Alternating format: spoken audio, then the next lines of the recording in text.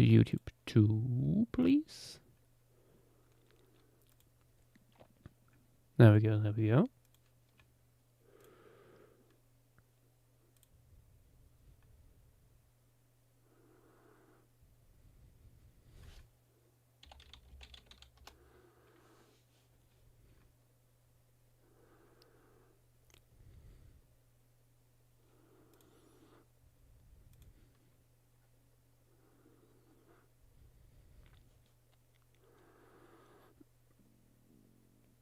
And Triana, I don't know what that means.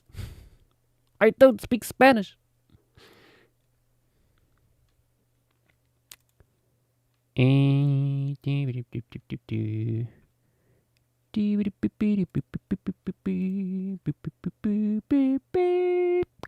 Nas, hi Octolus, No Hacks, Aberrantologist, and other assorted members of the audience.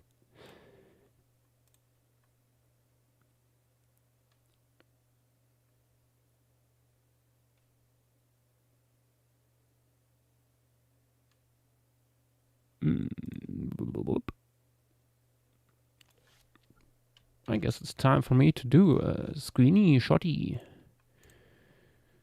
in here.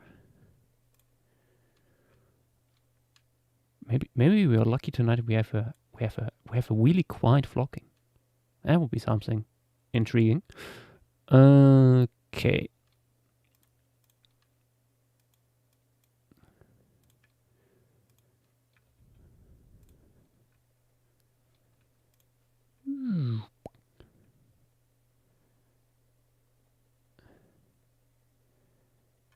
Kepper MN, hello there. I see you are sent over by Danny, judging by the amount of emojis used there.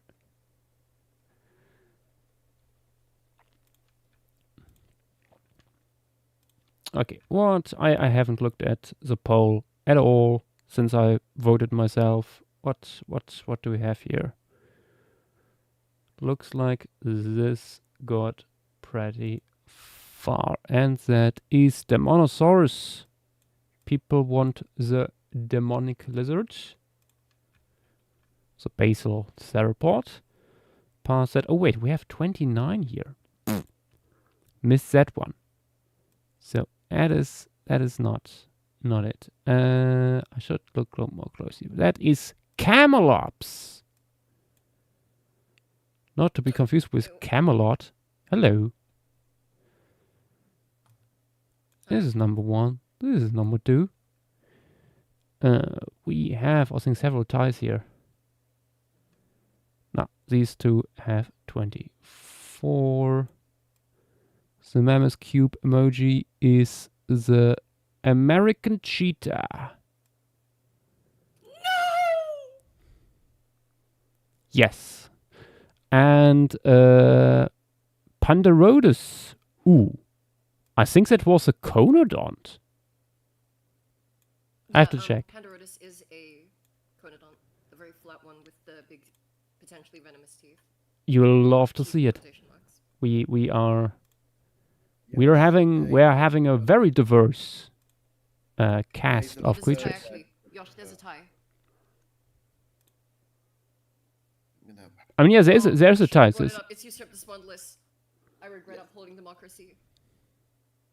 Oh, geez, there's another 24 here. Ooh. I regret upholding democracy. I regret upholding democracy. I would rather draw the Puma relative than draw usurped the spondylus. Well, I think this might call for a separate poll then.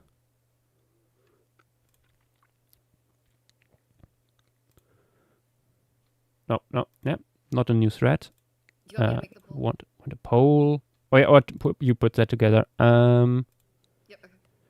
Yeah, we need a poll for Eustraptor spondylus, Pandarodus, and the lovely American cheetah.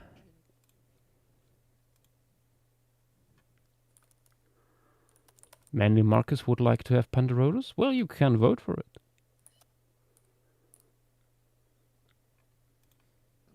What's the other?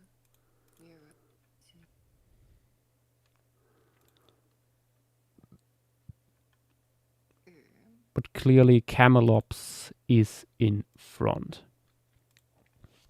Which is silly. Yeah, it is silly, because we will do it again tomorrow.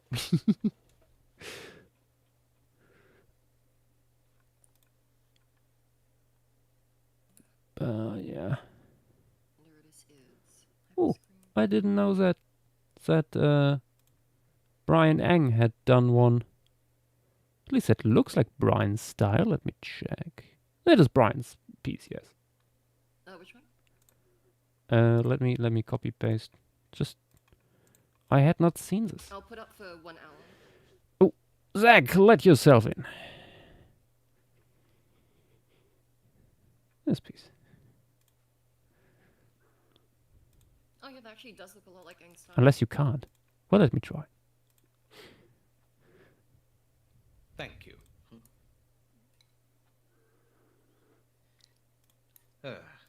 Out of interest, is my microphone a bit louder today than yesterday? Sounds about normal. I actually have to turn you up a little bit, I think. Oh, okay. It sounds clearer to me when I play back recordings of my own voice. I fiddled around a bit. Yeah, oh god, because it also goes through through Discord and stuff. Yeah, and Discord does its own things with it, and yeah. No, fair enough. The fun part about Camelops is that it has a quite interesting skull. Like the skeleton is just big dromedary for the most part.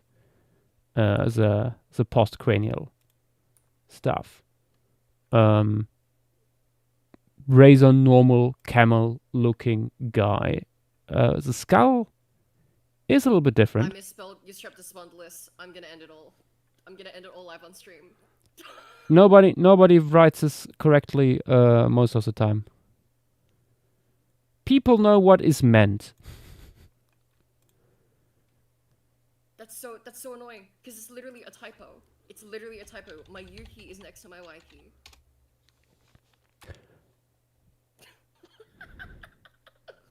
Oh, let me see if I know there is images of, or even a model of Camelops' skull in frontal view. God damn it! Unless I confuse my big North American camel tier right now, but I'm pretty sure Camelops was one with a extensive, quite wide skull in frontal view. Pretty sure that was the case. Okay, I have a frontal view of a modern day camel, but I would like to have it for Camelops as well for comparison. Wait, I think I saved this one. Into the reference folder we go.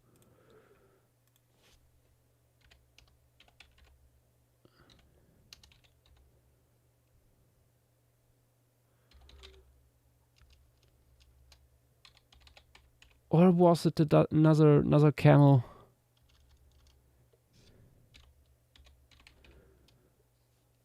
Oh, it was Gigantocamelus. Sorry, no. God damn, this isn't even one of the cool ones. Who suggested this again? Dilo.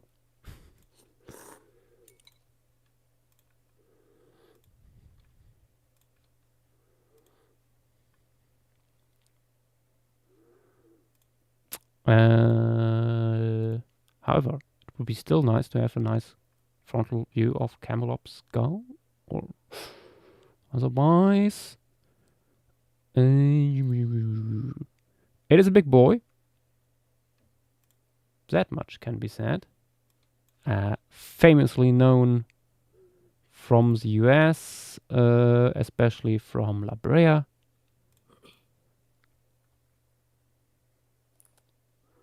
There's like 3 genera of really large camels from the US. Most of them overlapping, if I remember correctly.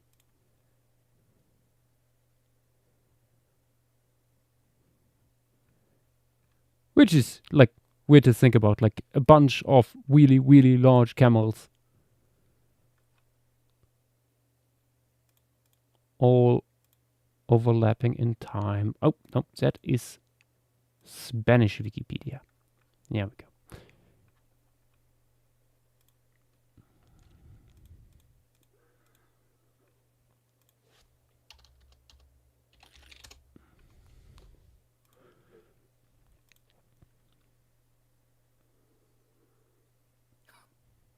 Alex is having issues with his computer.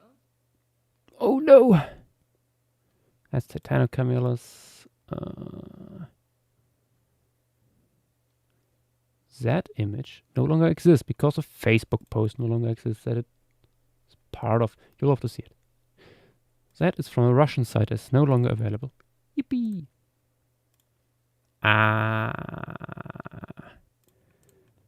Here a size comparison with a modern day Bactrian camel and llama. Quite a bit larger. Ooh, that's huge. That's like larger than Argentinosaurus. That's crazy. At least. It is the smallest of the giant camels, one could say. This is very pixelated because it's or very small, but you can see Titanocamelus like double the size, basically. You need to be silenced. Thank you for the follow. Ooh.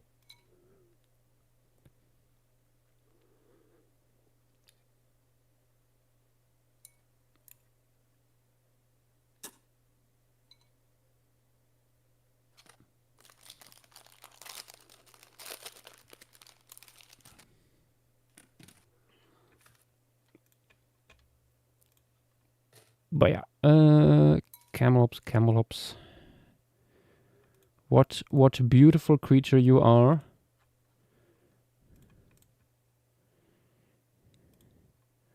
Got skeleton in here. We should put some camel musculature references in here. Oh, you're drawing a camel? Yes, camelops. Big Ice Age camel from North America. That is produced by AI. Shush, Google. How dare you even show this to me?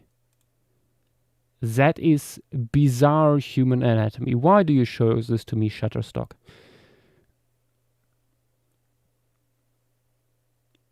More AI, more AI. Are you fucking kidding me? Ah, Pinterest. Seems to be an older drawing, but good. Oh no. The Californian has arrived. Oh, yes, indeed. It's Friday. Where? No, he hasn't. It's Friday in California. It's Friday. An interesting thing about camels is Beautiful 3:15 p.m. when you look at the muscles here. I think we'll also put something up on the snout anatomy of camels. They are relatively. You can also look at giraffes a little bit. They have very similar snouts, like the protruding lips and everything. But in difference to many other herbivores, the torso is deepest relatively far at the front and then goes up again to the hips. They don't have these extensive guts, this extensive belly, like in many other herbivores. That is something to keep in mind with these guys. Out of interest, would this would camelops have had a hump in the same way as modern day camels? Most No, likely. if I remember correctly. Oh? I think How do we know? I don't think there's any osteological correlates, but it clades together with, like, it's relatively close, I think, to humped camels. And then again, it's during the Ice Age. Even if it's not living like in a desert, it's living in very dry conditions because, well, that's what an Ice Age does. It sucks moisture out of the atmosphere.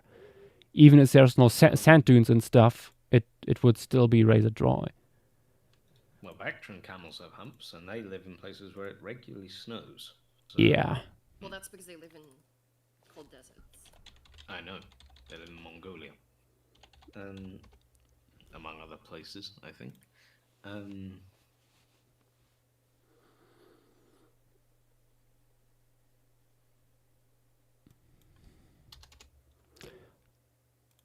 Oh dear God, I didn't think Camelops would actually be the first thing to win. Oh Jesus.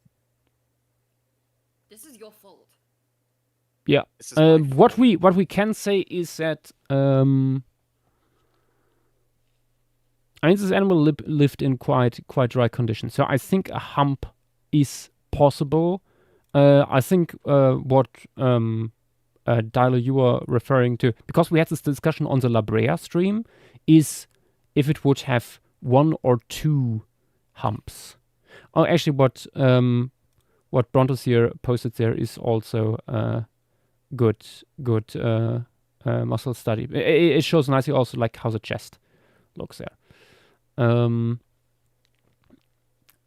like on stream, I think falsely one of the La Brea people by accident said that 2 humps are possible, but later was corrected that only 1 hump would be there, most likely.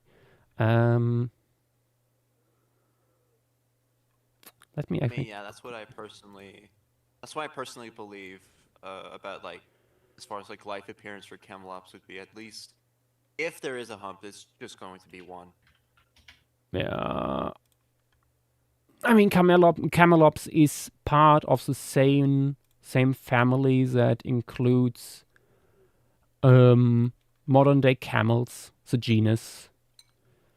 Yeah, like dromedaries. No, like camelos is dromedaries and Bactrian camels. Oh, I see. Would they have the chest pad? Brontos here. Good question. I was just about to also another image showing nicely here how towards the back legs, how the soft tissue goes up there. Really nicely visible in the silhouette.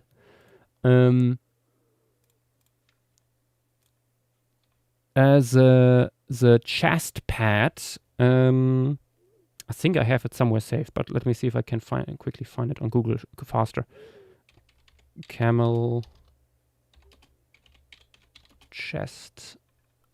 Yes, just looking up camel chest will bring it up. What Brontos here is referring to is this feature here.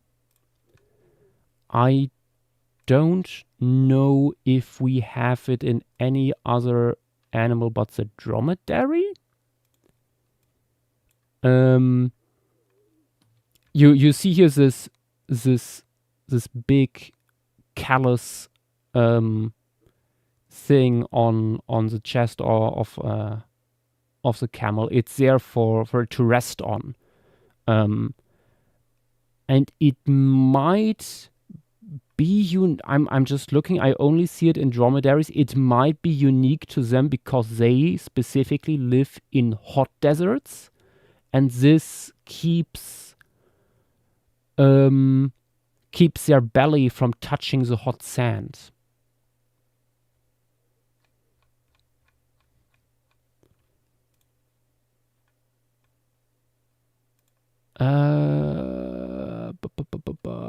Which might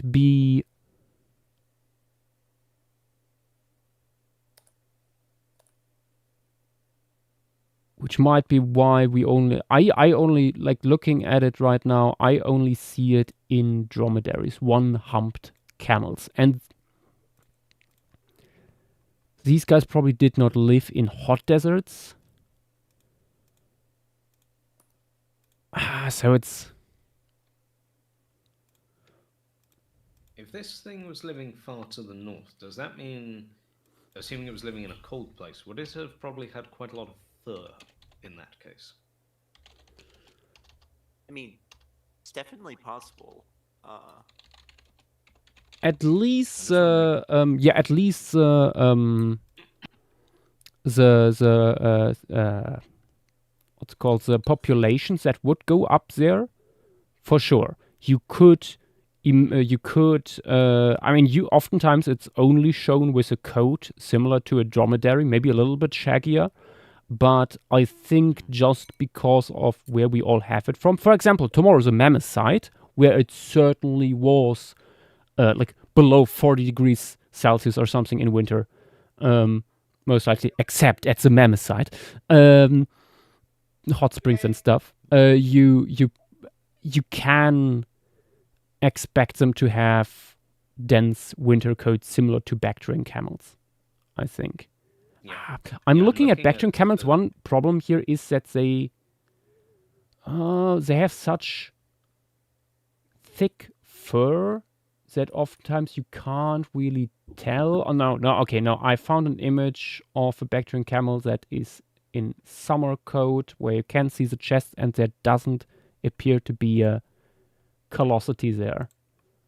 No chest pad for them. So I think this would be something potentially unique to dromedaries, potentially unique to camel species that lived in hot deserts, which was most likely not the case for camelops.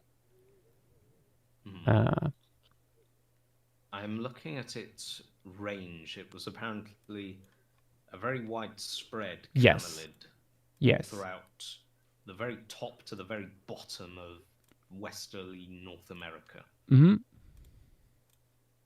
So that would have been in the cold parts, potentially, at least at some times of the year, at some points in its Oh, absolutely. existence. So I guess you could, depending on where you want to draw it, folks, you could draw it with or without thick fur. Yeah.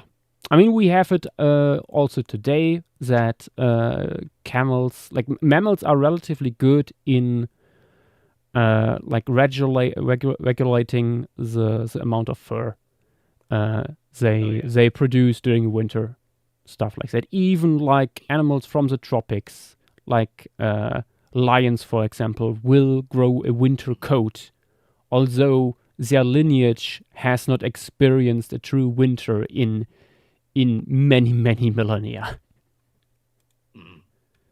Here, for those interested, is an image of a Bactrian camel in its winter coat. Well, although I think this one is maybe in the process of, I don't know how much of it is, but it's a lot fluffier than the one Josh posted. Yeah. Ricardo, did it exist with Titanotilopus? Let me actually check. I am not sure. I think it might have. Yep. Nope. Oh,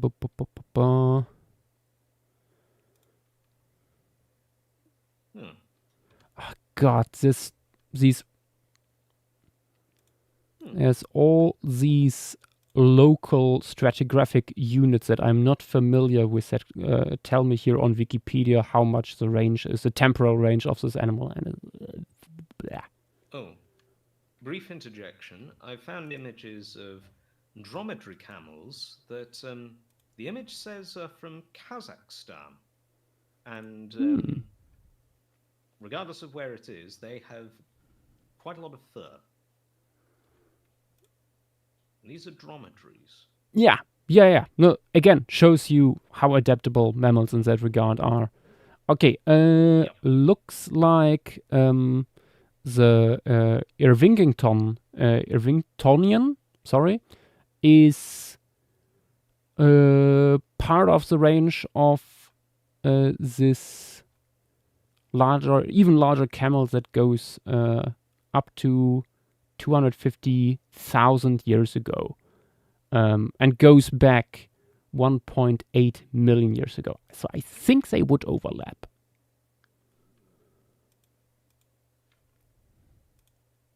Let me check with camelops. How long did it Yeah. Yeah. These two would overlap. So if you want to Anything show them regarding, together, like- you can. Anything regarding sexual dimorphism? Not to my knowledge. Same here. Among modern day camels, there's usually not much. Males are maybe a little bit larger sometimes.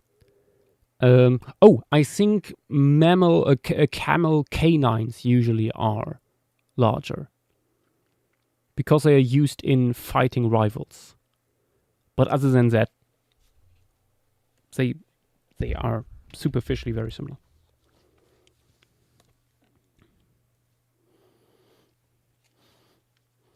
The camels with two humps clearly are the females. Actually, it's the camels with balls. The camel balls.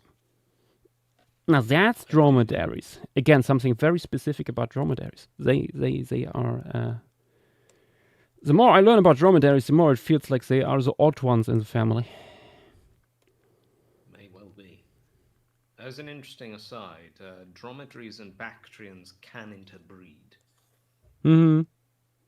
Oh, they're even part of the same genus, similar to like members of like Panthera. Yep. The resulting offspring do not, sadly, have 3 humps. They only have 1. It would be funny if that would add up, yeah.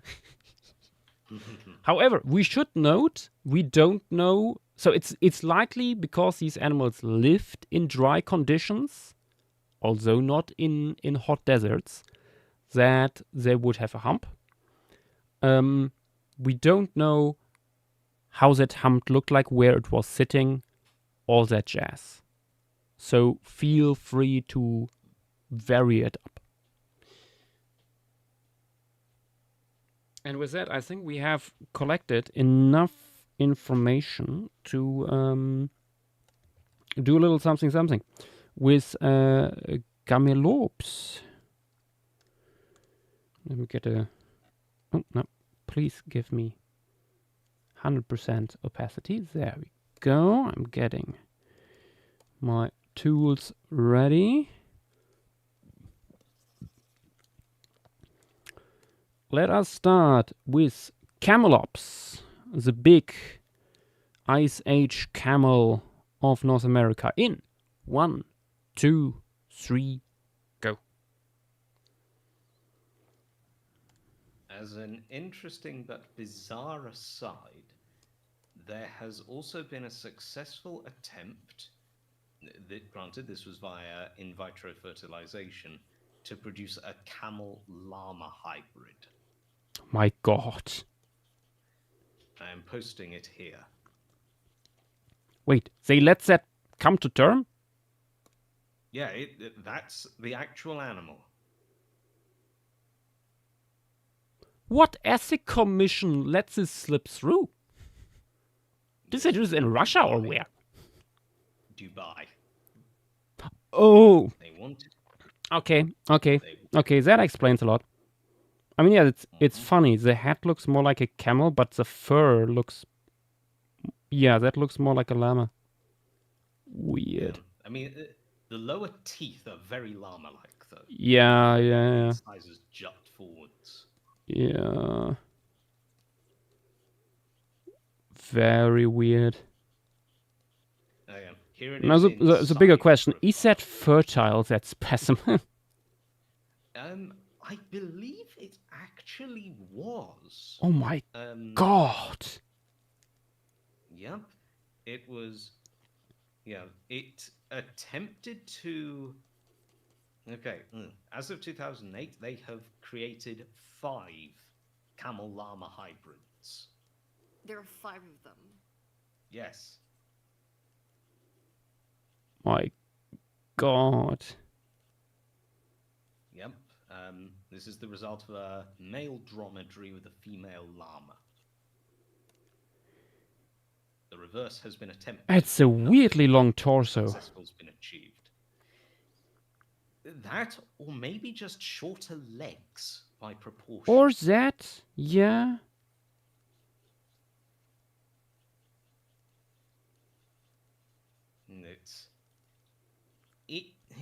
I don't know. It definitely looks odd, but at the same time, it doesn't feel, well, it really does look like the sort of thing that you'd imagine an ancestor to both camels and llamas to look like. Honestly, yeah. If anything, this might be a good reference for basal cameloids. Yes.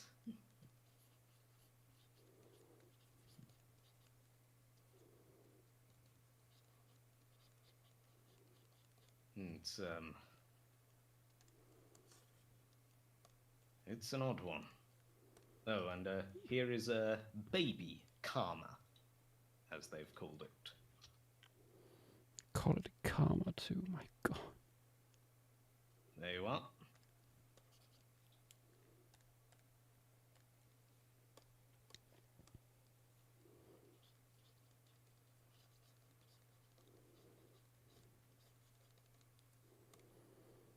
Oh my God.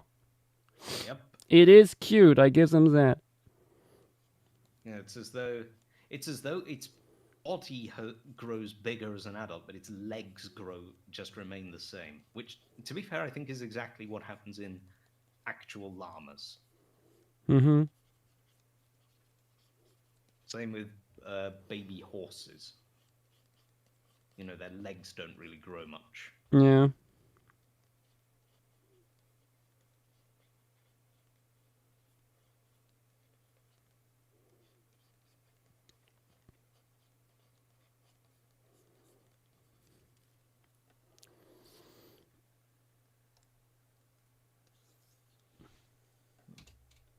And in case you're wondering, yes, there is every single combination imaginable of llama, guanaco, alpaca, and vicuna hybrids out there as well. I mean, that is, yeah. I mean, I think even the Inca already started with that. Wouldn't be surprised. And I mean, I think wasn't the guanaco the? I think the llama was the wild form in general, but the guanaco is like an. Or was it the other way? Guanacos are the wild form. Okay, yeah. For some reason, I had it in my head that it was counterintuitive, but yeah. No, don't worry. The result of a guanaco,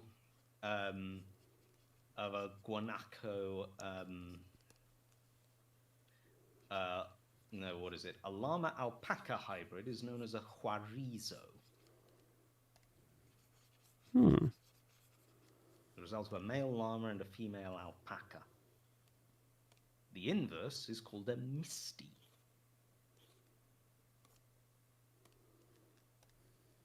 And they are fertile hybrids as well.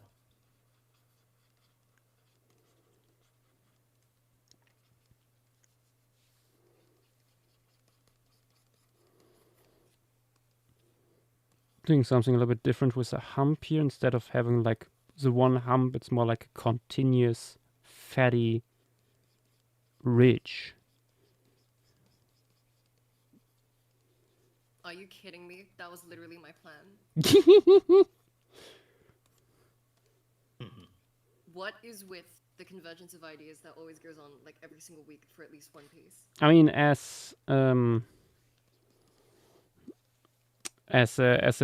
Discord rewind has shown, we spent a lot of time in here. So I think what I want to say is, Petite, I think we should see other people.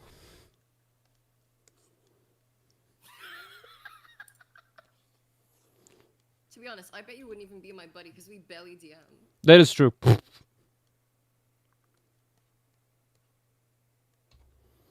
There is no DMing necessary.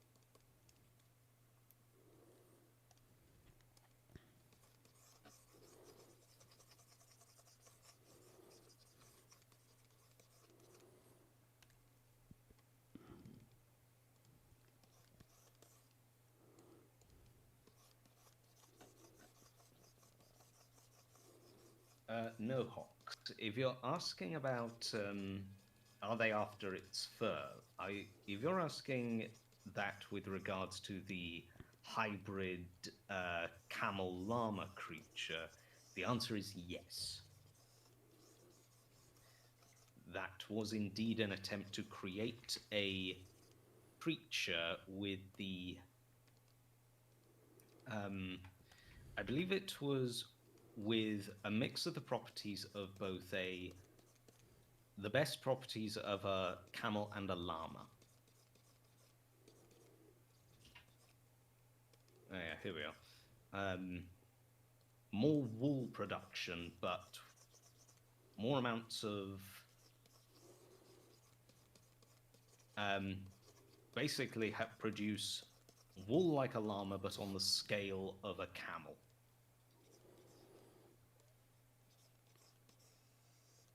Because a camel is a much bigger animal, of course.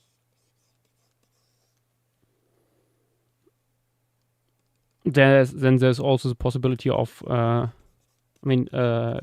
camels are also used as milk producers. Yes. So it was. That could play into that. I see the opportunities, but I also think like kind of fucked up. Yeah, it's questionable, at the least. One of those things that raises a few questions. Mm-hmm.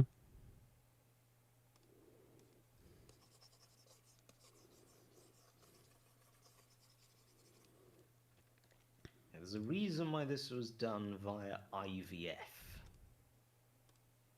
not via more naturalistic methods.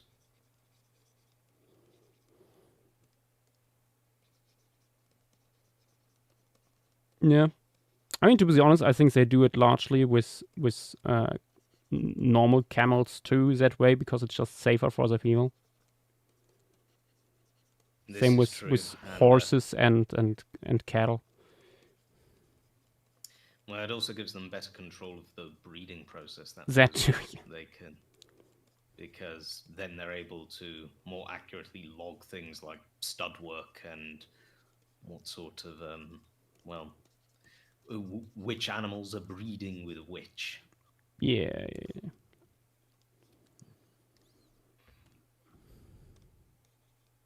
Much time, by the way.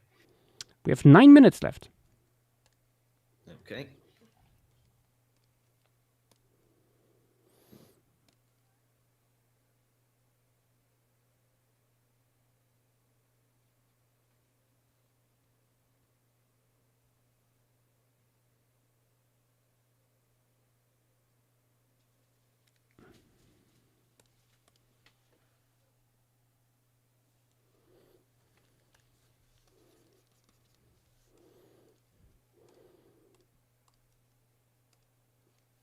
I don't know why, but this camel looks kind of cartoony.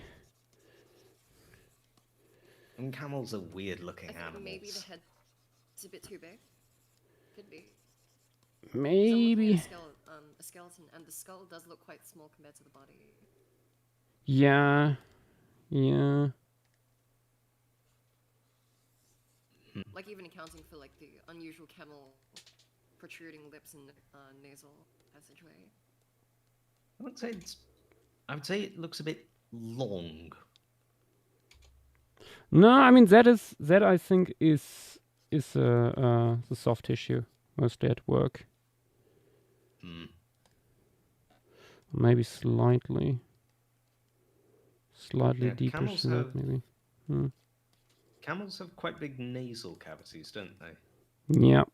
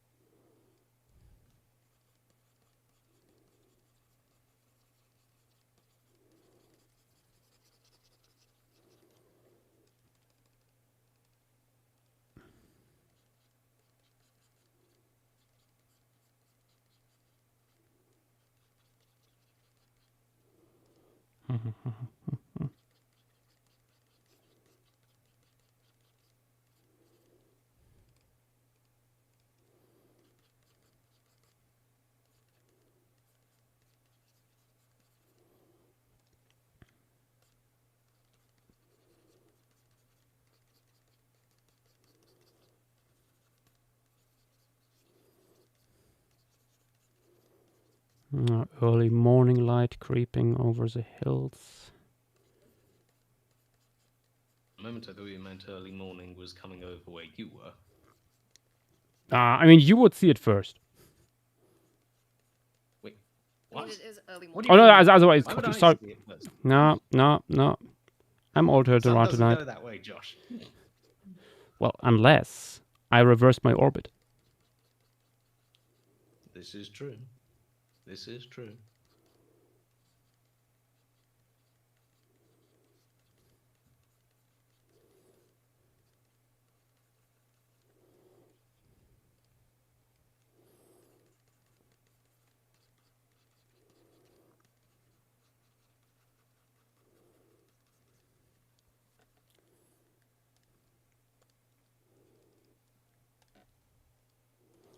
Do, do, do, do, do, do, do, do.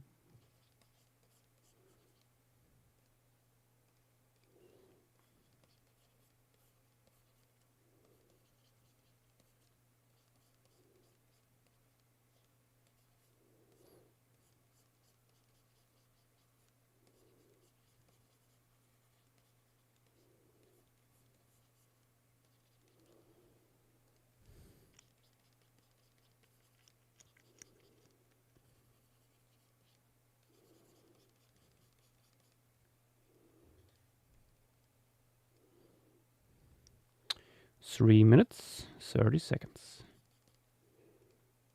Go, go, go, go!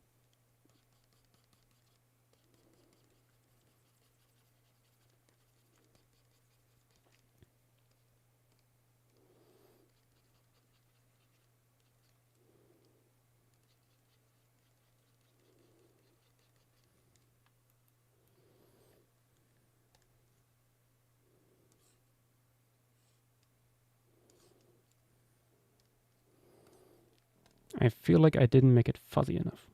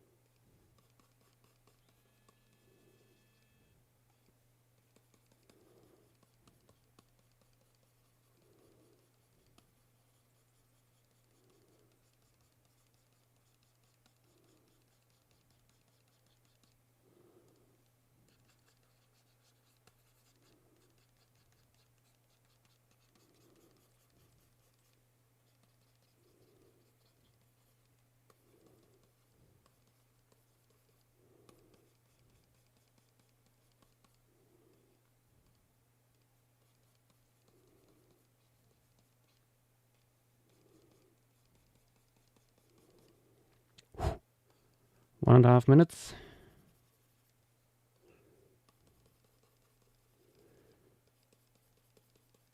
Come on, a little bit more fur rendering.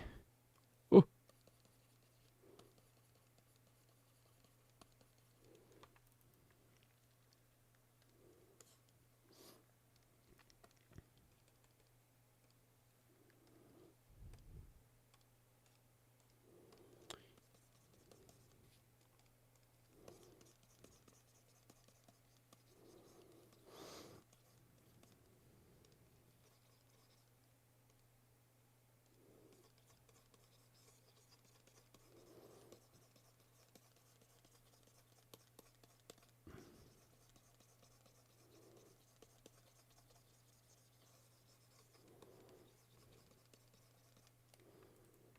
Hmm.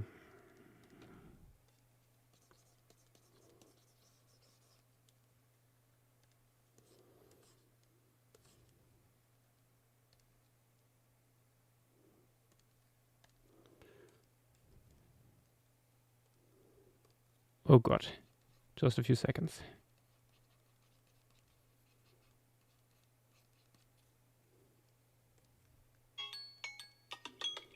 Okay, time to post.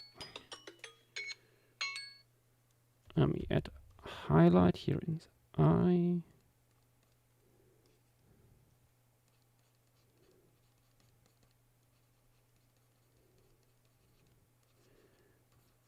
Big eyelashes.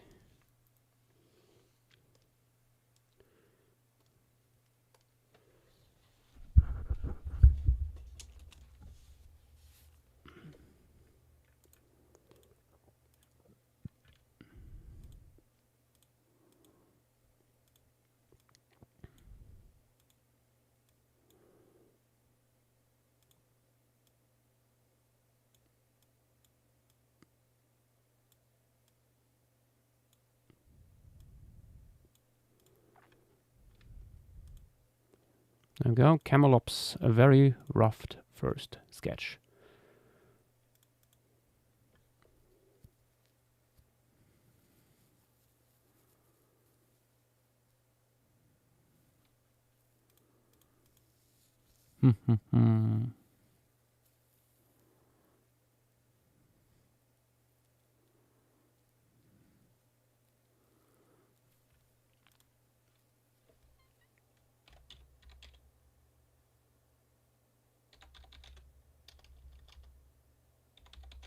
Camelops and saved. Good, yes, yes, be posing. I see good stuff in chat already.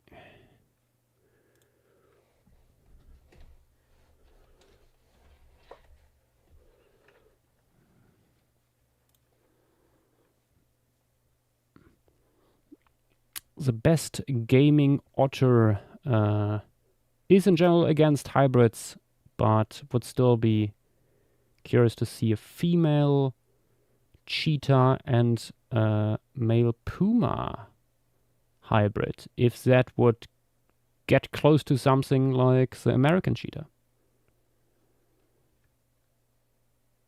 I'm not sure that would lead to something like that necessarily.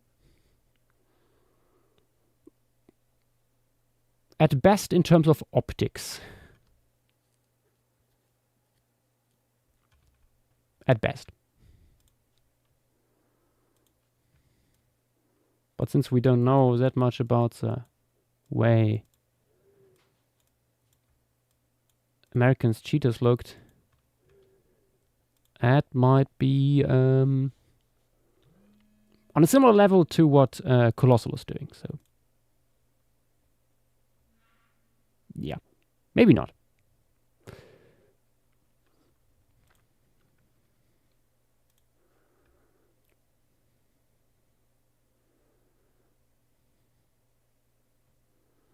And Trianos, thank you for reminding me.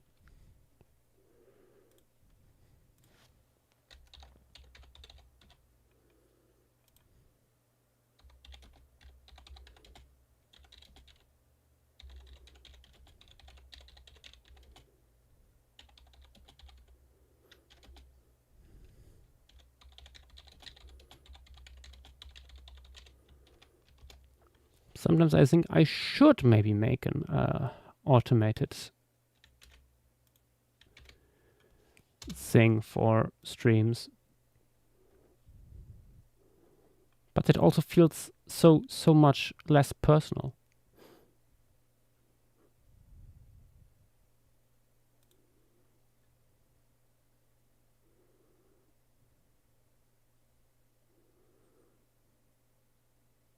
He needs to be silenced. Juice is good. Juice is fine. There are many good juices.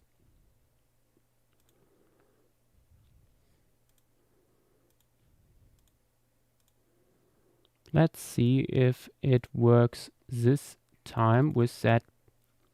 My God, why can I not? Oh, is it? That's why I cannot increase the chat. There we go. I accidentally locked it. Average me moment. Okay.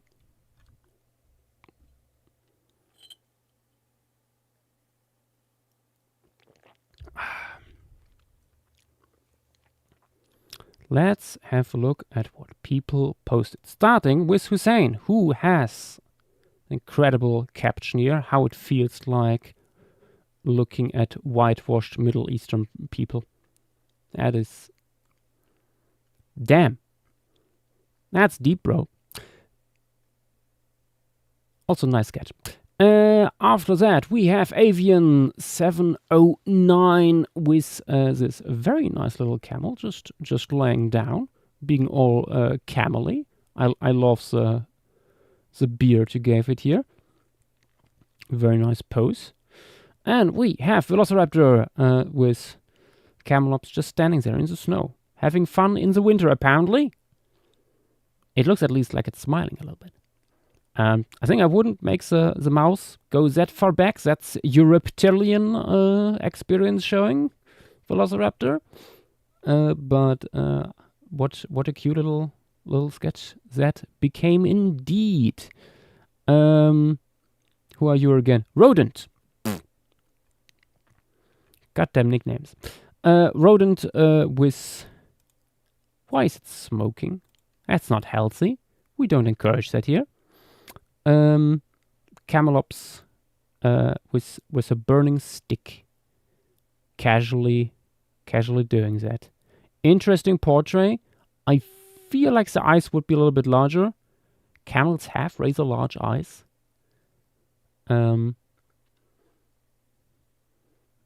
Reedish, hello there. Yes, you missed the first part of the stream, but that's also on me because I forgot to make an announcement. I think the lips could be a little bit more forward jutting. Camels have interesting faces, to say the least. There is so much going on with the soft tissues there. Also hiding the big canines they have and so on. Yeah. But yeah. No, otherwise, very pretty. Ooh, Tears Forever. I love the lighting here.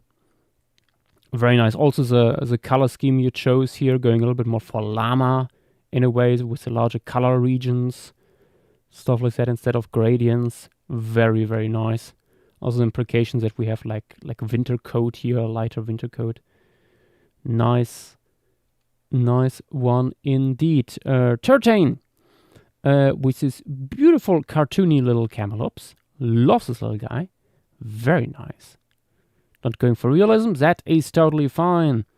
The one and only Void with an half portrait here, showing parts of the torso as well. Very nice coloration here of the torso and stuff. Again, I think the lips could be a little bit more pronounced, but yeah, very nice. There could be a little bit more muscles here behind the head, I think. Remember, like the neck isn't like protruding out of the bottom of the skull, isn't attached there. That's only in humans and Pachycephalosaurus, basically. But it's like from the back of the neck. But yeah, no. Nice stuff. We have Antriano coming in with also... Where did Dilo go? Did Dilo fall? I don't see him. Okay. Antriano with full body reconstruction here. Very nice classic camel reconstruction. Yeah. It's been years since I last drew a camel. Yeah. It's been quite a while for me as well. Last time I think might have been La Brea. So in a way, this is a good warm-up for tomorrow, where we'll have some Camelops for sure. Next, Tapping Snurtle. Camel Joe hates pumas. Nice.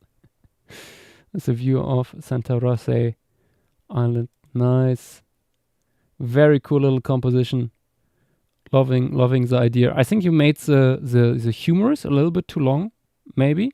But otherwise, this looks really nice. Also, like, so to show the gait here.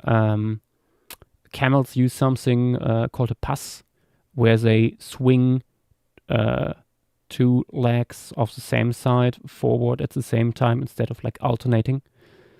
Something that is oftentimes seen in long-legged creatures. Also, long-legged dog breeds do that, as well as most pterosaurs probably, as well as giraffes. Then we have Hyenas with Silence, also known as Alex, with the baby. Look at this little guy. Baby Camelops. Very cute, very nice. Does it count if Camelops is the father? Who can tell? Who can tell indeed? The species concept is wibbly wobbly. Next, we Wayne with this very nice warm-up drawing. I love the sketchiness of it. We see little ravens here going around and stuff, and other little birds. Very atmospheric, very loose, nicely done. Also razor loose, but more in the brushstroke department is this one by Mr. Blue Shark, who can only join for one tonight. That is totally fair. I think similar to what I made early on in my sketch, the head is slightly too large. Who's tagging me here? Yes, you can be let up, JW. Wait. Why did that not... Oh, no, okay, now it worked. Hello. I think the Mr. Blue Shark, the shape of the head does not quite work. I think the at the front it would be a little bit more boxy. You made it a little slightly too triangular in like profile. The eye, I think, would be slightly more down, slightly more forward. But no, otherwise pretty nicely done. Also, the chest might be a little bit slimmer in Camelops. But yeah, you can't see the camel in there. Cebu with a little quick sketch of Camelops, a little rat guy, just a little dude. Although proportions look a little bit more like a llama here. Mylodon darwini with a very cool, very cartoony style, I have to say. Interesting. I think that works really well with like with a bald eagle. I think I would have preferred that over the Panthera atrox. Yeah, it makes it just more interesting instead of like 2 mammals in the usual. I mean, it's not something you see often, but it's still like an interaction that is assumed to have happened. Less something like this. Very nice. Avi, Burgersland, hello. I was wondering if you would join tonight. Loving the scene with coming out of the forest and everything. The black legs are a nice contrast. With the white on the back. Is that snow on the back or is it coloration? I'm not quite sure. But no, this looks really cool. Nice. Oh, we have another baby by Axel. Very nice. Also with the snow. Some of these look very Christmassy. Nice. Bonolu coming in with this Camelops going for some water trickling down from a cliff. Very cool. Love the idea. Also interesting detail here with the very small ears, maybe for the Ice Age climate. Not sure how pronounced that would be, considering looking at Bactrian camels living today in cold deserts. They're usually not that small, just very furry. But maybe these guys would have done that. I mean, it's not the next relative. Also interesting here with the hump that is very furry. Very cool detail indeed. Octolus with a Camelops running away from an Arctodus. Very cool. Again, I think the head is a little bit too large. But you nicely show again once here the gait that camels have. That's a cool detail. Then we have who are you again? Aberrantologist. With a lone Camelops on top of a hill in Ice Age, summer / spring. Very nice. Loving the little composition here. Good stuff. Siren. Oh, new to the server apparently. Welcome, welcome. Very nice. Loves this little guy here. It is fine if you do something similar to me. I think you did the gesture in this drawing better, like the swooping lines of the limbs. That works quite a bit better than in my drawing. So that's fair. These things don't have to be super original, super polished. So that is totally fair. We have quite messy sketch here by Brontos here, which shows that we don't need to have super polished stuff, because I see all these eraser stuff still on the paper. God damn, clean up your paper. A nice idea here with the parakeets being scared off by a mammoth here. Good stuff. Indeed, Ultra Lucer coming in with a portrait. Very nice. Looks very regal with its fluffy mane. Good stuff indeed. Ooh, another predation scene. American lion going after this Camelops here by Casual Soap Muncher.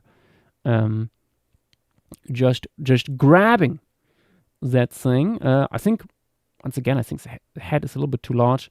But the rest looks pretty solid here. Nicely done. Ooh! Thylacolea carnifex. Hello there. With a wool scene here. Camelops. Even looking into the camera here. With a Colombian mammoth, I think, in the background. Some more camels and a condor up in the air. Very nice. Oh, giving it a bula, similar to like modern day dromedaries. That's an interesting touch. Fun stuff indeed. Alex adding Hemialkinia there. Chud Californian animals. Thank you, Octolus. Seasons Greasons. That's what we like to see. And Petite coming in with our little Camelops here, coming out of the bushes, going to a watering hole. Very nice, liking the coloration and the tuft of fur on top of the hump, the ridge. Works nicely. Yeah. Ooh. Looks like just in time we have here a result for our thingy. Ponderotus, followed by Eustreptus spondylus, is voted for.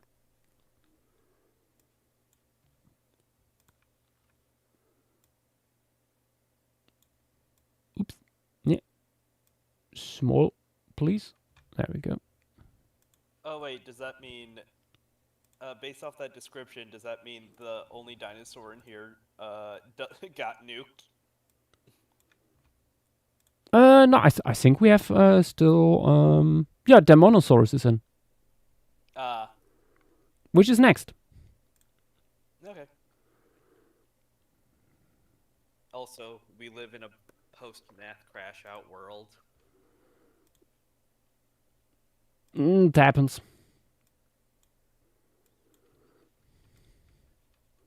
Should we give context? I mean, people on the reference are, like, I feel like it's pretty valid, especially since Nath is here. It is valid. Nas, what do you think? Should we talk about it? The problem that we came into, specifically you, because you're working on the size chart. Just raising their hand already. I think it's. They wanted to talk with you about it after stream, but if you want to do it here, I think we can probably do it, but I'm not sure about the composition because the mastodons, the Gomphetiers are nowhere to be found. Yeah. So, For context for people in chat, so Nas is working on size chart for the Talara Tarseeps, which was chosen by the wheel last week, and he's running into the they are running into the issue that there's a lot of stuff mentioned in the literature, not necessarily though really published or figured in some cases too. Yeah, I mean, there's a chance that the giant jaguar is not even a jaguar. Yeah, like a lot of the taxonomic assignments are like preliminary or sometimes based on vibes. Like the direwolf Nath brought up might be its own thing. Yeah, which begs the question: is it even worth it to do it? Which also begs the question: why did half the chat bully me back in the day to put it on the wheel in the first place? I don't know. I think you guys would know if you suggest this. AD knew a good amount about it, so I assume that's where it came from originally. Probably go see AD. I've not talked to him, but maybe he knows more than me. But I've seen all the literature, and I don't know what's in Mammalia, but I don't think they have much more. The best clue I have for the Gomphetiers are pictures that are not even figured, so I don't know if it's from there or if it's another thing from Ecuador. The Gomphetier in the size chart are scaled after Tangpreloma, which is in Ecuador, which is actually close to Talara, but not sure if it's valid since it's not necessarily the same time or the same environment. We could have a really nice bird piece with some weirdly small Aremitherium. There's a Carnivore paper which is 460 pages long and is also not available online, which is the place from where the big skull figures came from, and basically nothing else. Yeah. The dire wolf, I actually did not find it in a Talara paper, but on the description of dire wolf material from Canada, since most of the Talara material is in Toronto, which is another issue, and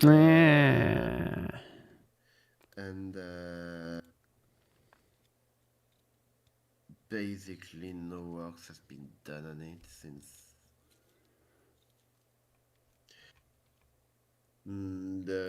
I think a lot of work is going on currently too, since the last expedition was in 2018.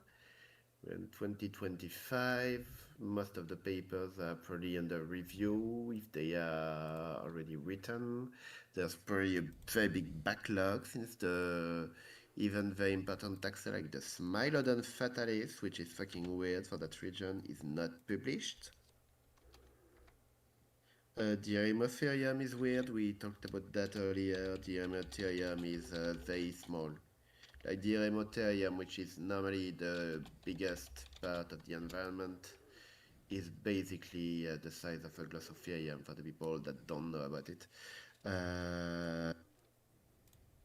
The birds are mostly fine, but they might need a good lookout too, since a lot of change, since the apparition of molecular... The non-passerine birds have been worked on once in 1979. For reference, DNA was found out in like modern DNA is modern molecular analysis. Much more recent, started in 1990s, and most of that stuff is a bit messy too. They did not describe the material that they thought belonged to extant animals. Yeah. So we might also have new stuff in there.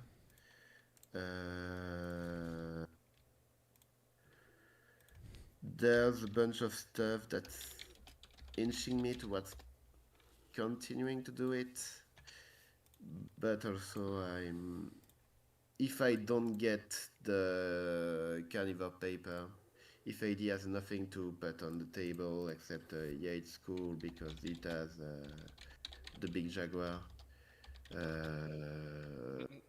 Big Jaguar question mark. The big jaguar, it's the only thing available from the carnivore paper. And you said it So- might not even actually be that identity, so. Yeah, I don't know. It's a jaguar.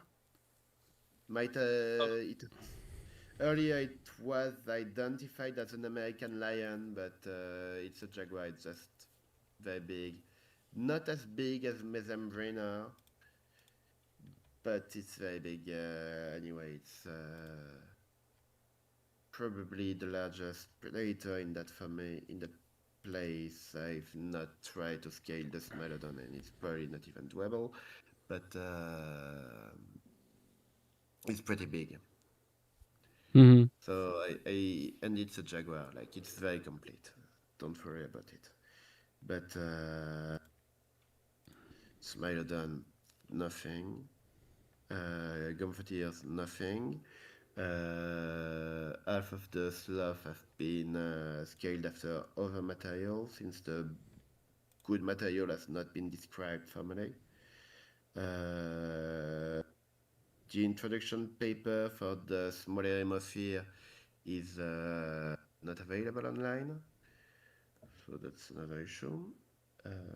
It's also from 1939, and I'm not sure the guys that have put it into Loreladi have actually looked into it,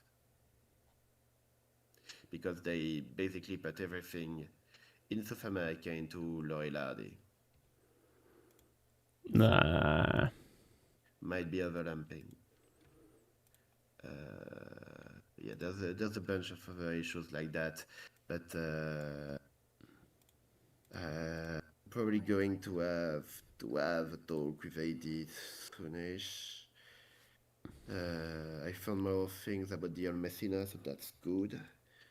But half of the megafauna is not here, basically. Okay. Yeah, that is an issue. But Puko00, thank you for the raid. Welcome to Palestream. Hello there. I hope you guys had a beautiful stream over there. Welcome to the stream here. We have, like every Friday, something called a flocking stream, where people previously on the Discord server have suggested animals they would like to draw.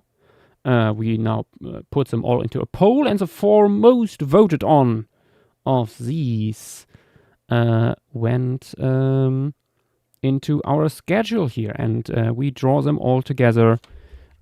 First one was Camelops, the largest Ice Age camel from North America, and now we are moving into Demonosaurus, an basal meat-eating dinosaur from the Chinle Formation.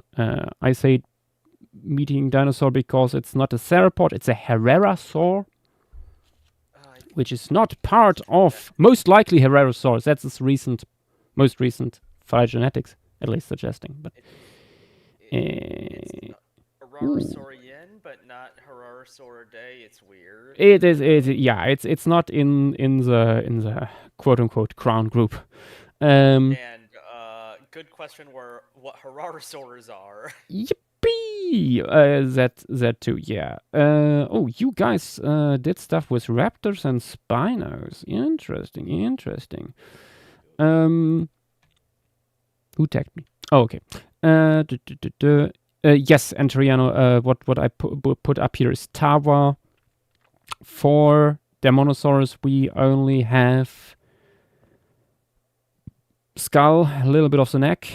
Skull is nicely preserved. What I would recommend is not looking too closely at the fossil itself in this case, because there is most likely quite a bit of tooth slippage going on. That's a fossil. So at least probably like a third of the teeth here in the front would actually be not visible in the living skull because they are like after death, like the roots slip out when the soft tissue erodes. Which gives it this demonic look where the name comes from. At least I assume that's where the name comes from. I haven't read the entomology. VZ Prime 27. Welcome to the stream. Thank you for the follow. But yeah. It is a demonic phylogeny indeed, Sushi Cat.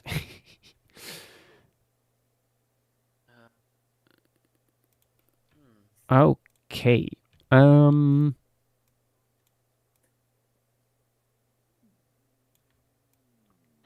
Much more can't really be said about it. Channel information, it's Maybe Known from Coelophysis quarry. I think it was from Coelophysis quarry or something similar. It's from Coelophysis quarry. It's generally you have your Placerias and Desmatosuchus and Postosuchus and stuff. I mean, there's different faunas probably also sitting in there, but like entangling all of that in the moment would go too far. I was gonna say it's like 3 different faunas. Yeah. Actually, they have a paleo environment thing in here for Ghost Ranch. What do we have here? We have Redondosaurus, a phytosaur, big phytosaur, Ephigia, the Shuvosaurid, the Coelosaurid, Eocoelophysis, and crocodilomorphs like Hesperosuchus. Something to work with.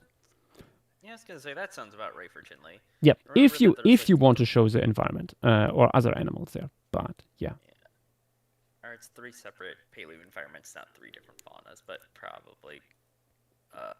Also different faunas, but probably with overlap, I would imagine. Yeah. But yeah, let us start with the sketch, and then we can maybe talk a little bit more about Talara while we draw. yes, alright. Let me get my timer up. Okay. No idea yet what to do with this. Let's just jump in and see where it takes us. When we start in 1, 2, 3, go. I am back. Welcome back, just in time. We're starting with Demonosaurus. Yes. You're aware we had a bunch of raiders, didn't you? Yes. Yes. Yeah. We talked. Okay. I was getting hot chocolate and biscuits. Excellent. Nice.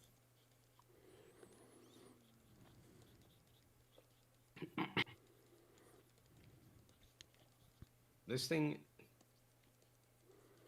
Why is this thing called Demonosaurus?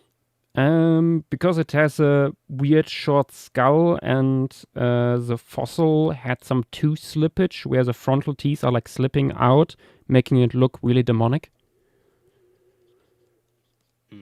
Like this is a fossil here. I'm showing it on stream. I would say it looks more demented than demonic, but Yeah, this looks... Yeah, this is less a demon and more a case of a chihuahua with hyperdonty. yeah. Yeah. like you said, demented.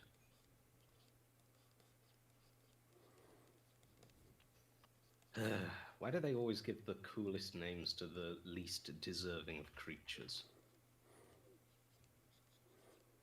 It's the silliest creature. I mean, I'm honestly not a big fan of the whole arguments towards like what is deserving of a name and what not. Like, if you are working on this animal, it's like your baby and stuff, and you want to give it a cool name, and then you see this T and feel like, oh, that's unusual. That looks menacing to me. Then yeah, why not? I guess. Deserving, wrong word. Yeah, should I mean, say. also it gives you press coverage. I remember this thing being very popular with the press. Yep. This much is true. Sometimes you got to play to an audience.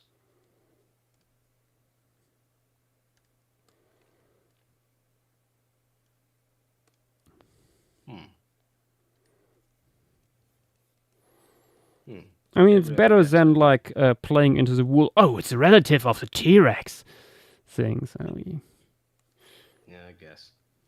Gabriele Ghetto did a pretty cool artwork of one or two Mhm. looking over a river down at Van Clevia.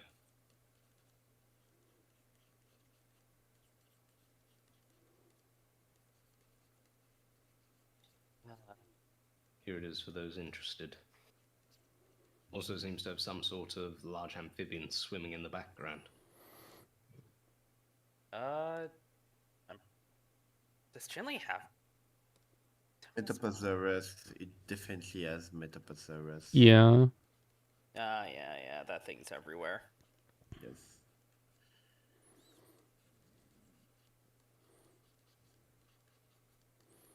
No, This is maybe the making first thing the I'm drawing today. neck a little bit longer. Is there anything more to be said about Talara?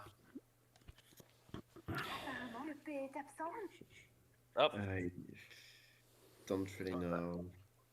Honestly, whatever you think, if somebody has strong opinions, let Yeah. even the audience. I mean, maybe I will ask AD if he has thoughts on that. Yeah, Um. if he knows more, just Yeah. tell me to send me the data. I mean, it also because feels hypocritical to like do Talara, but for example, not Grey Fossil side. If you go by that logic, yeah, that we put off mostly because Proboscidian from there is not described. yeah, I was gonna say, ironically, the Proboscidian. Yeah.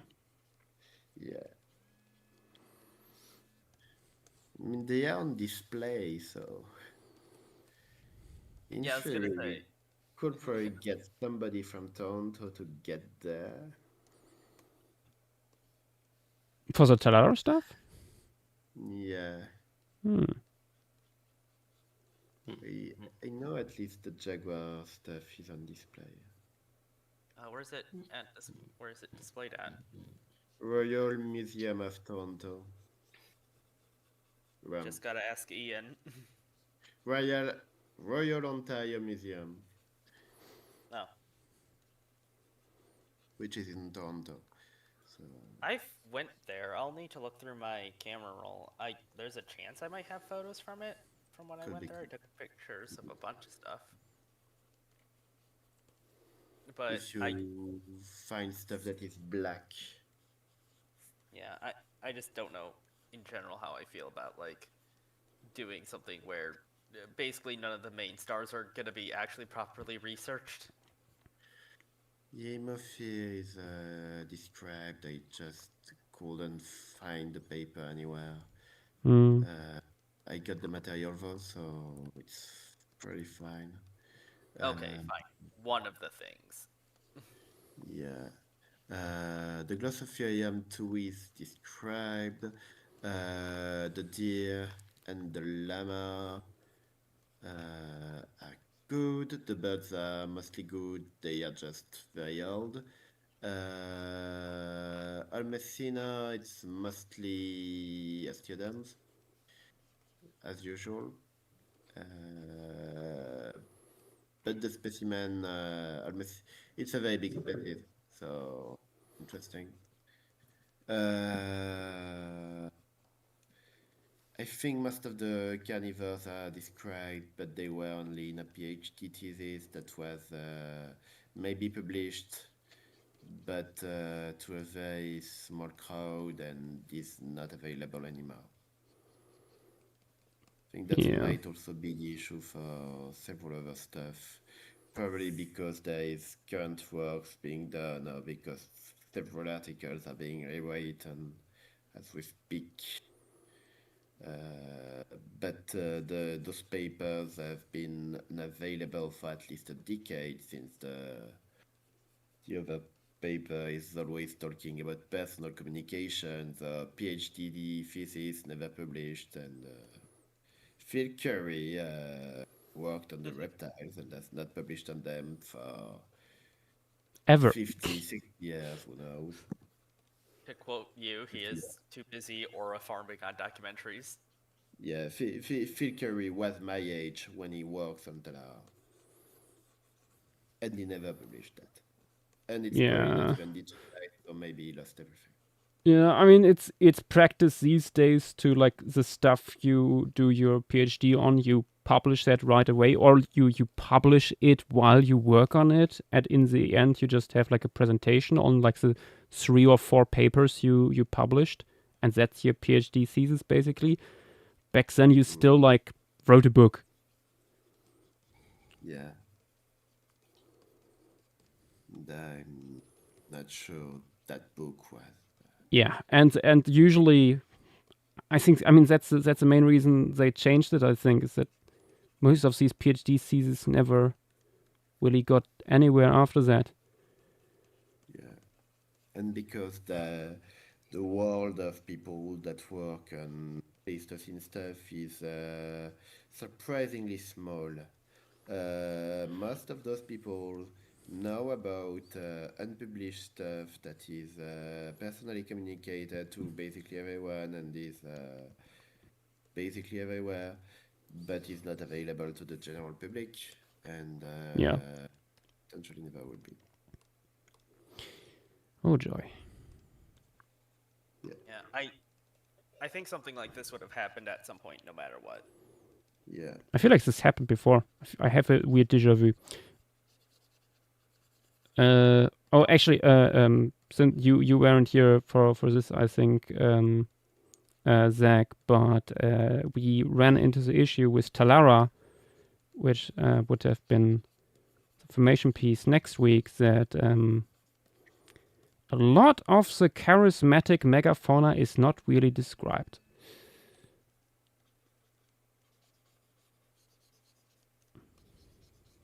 People just keep on saying it's these things when we don't actually know. Mm-hmm.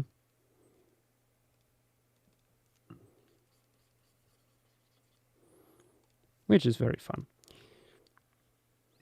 If AD has a magical paper which has absolutely everything, I really want to see it. Kyo Doka, welcome. We are currently drawing a Demonosaurus, a Triassic dinosaur. It's potentially Herrerasaur. I can quickly add him right now. Yeah.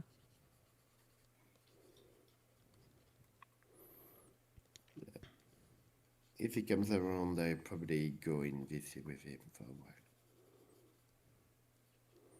If he has time.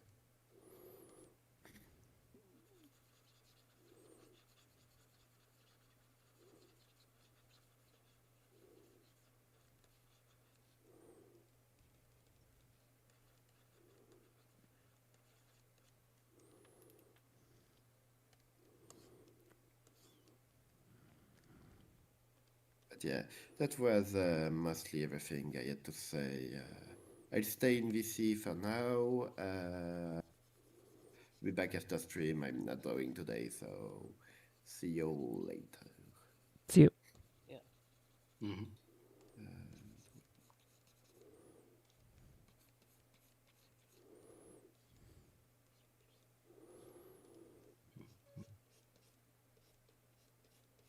And the question also would be, if we don't do Talara, what else?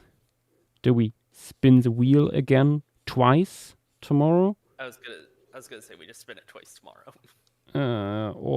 Or do we, and then basically see, okay, which one of the two is like the lesser amount of work, probably, which we would then put on the next weekend.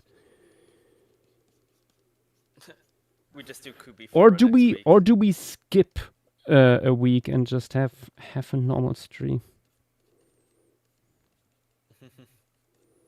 Wouldn't be the first time you've done that.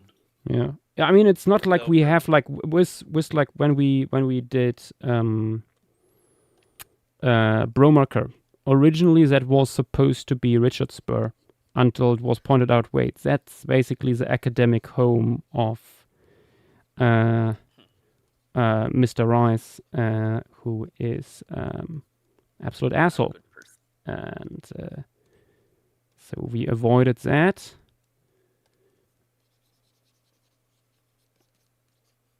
So respinning is actually Respinning could be something, or we have like a selection of similar sites that we pick from instead.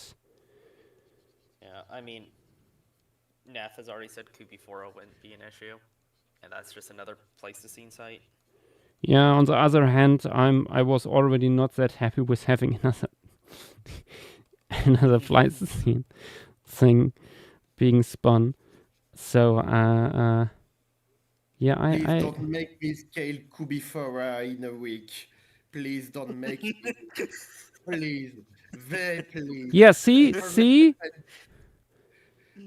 If I wouldn't be an JW, issue, I feel like you misunderstood Nasser a little bit. Might be possible to do from a Accessibility. from an accessibility point, but like from a time wise. everything from Kenya is described. It's just in very old paper. It just needs time to find. It's God.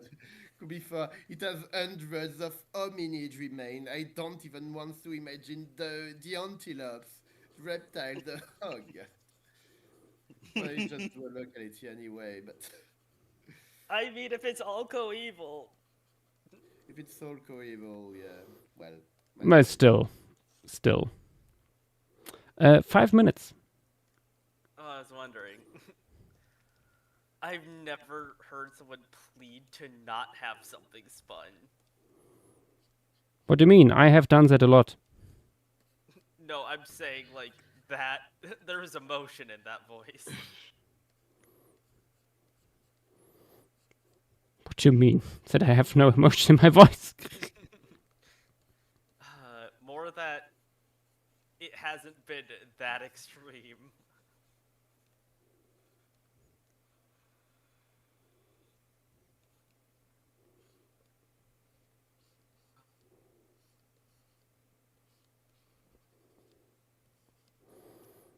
Let's try something a bit more I do feel like this might stylish. be a tomorrow issue. Maybe. Maybe.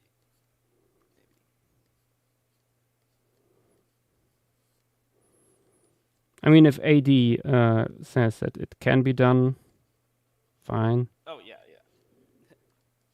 Could Uh, just also have a very nice bird piece with a smaller Ethereum. we can, yeah, just do Talara Tower Thieves, but it's only the birds. And the silhouette of an small Eremotherium in the background.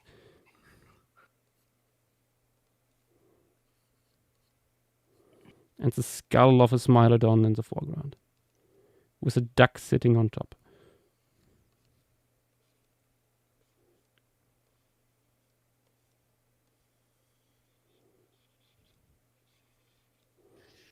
As a treat. Yes.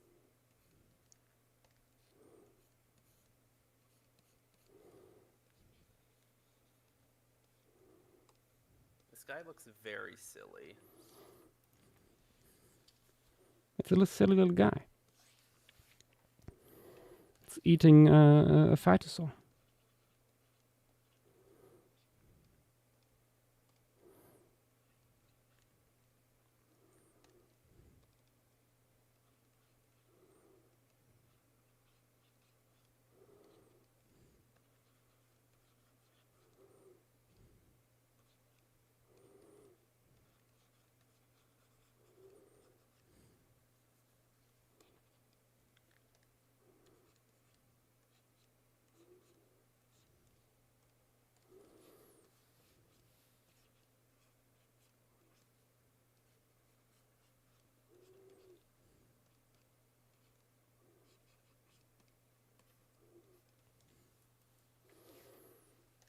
Oh,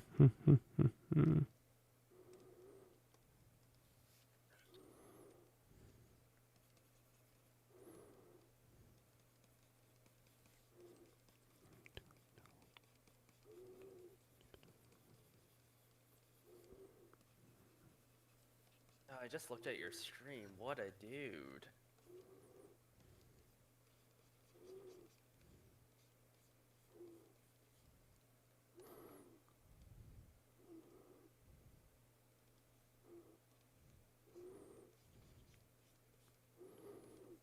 He's mischievous.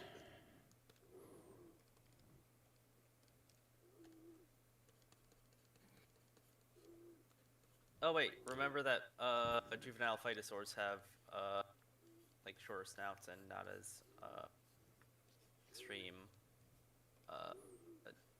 Trying to think what it's called, like the nasal bump. Ah, true.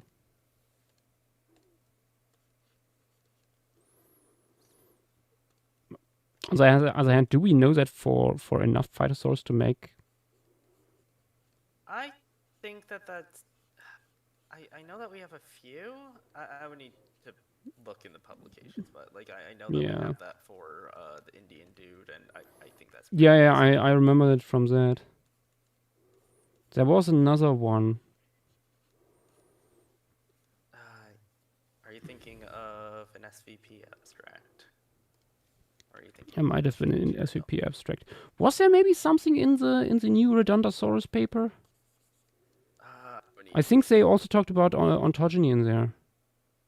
I think they did. I would need to look There though. might have been. I only looked at like few pages of that so far.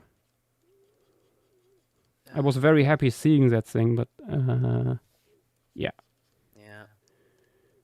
No. Speaking of new papers, I am very happy that yet another Rhino Samos paper has come out. And this year. another Nanotyranus paper. Yippee! I'm surprised that's coming out so soon, or that came out so soon. Mm-hmm. So how is the weight VC number 2? It was something.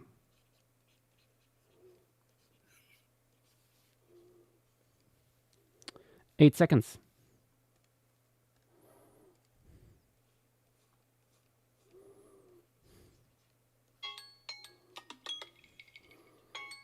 There we go. Time to post.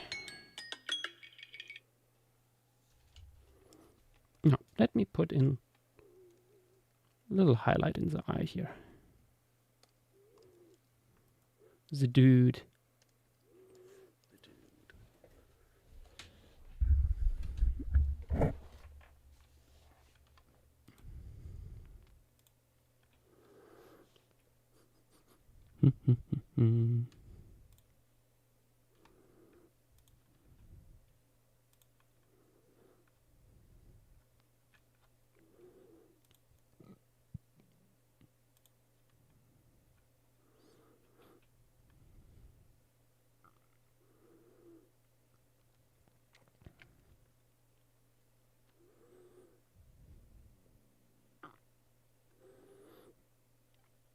Yes, that is a beautiful comparison with the Jaiburu.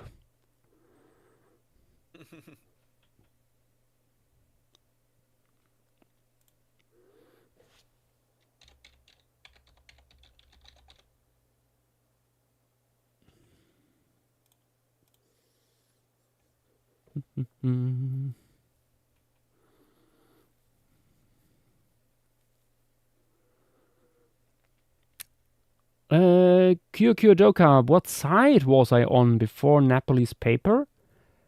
Well, I knew that something like this was coming, and for a while I was on the side of most likely Nanotyrannus is a thing.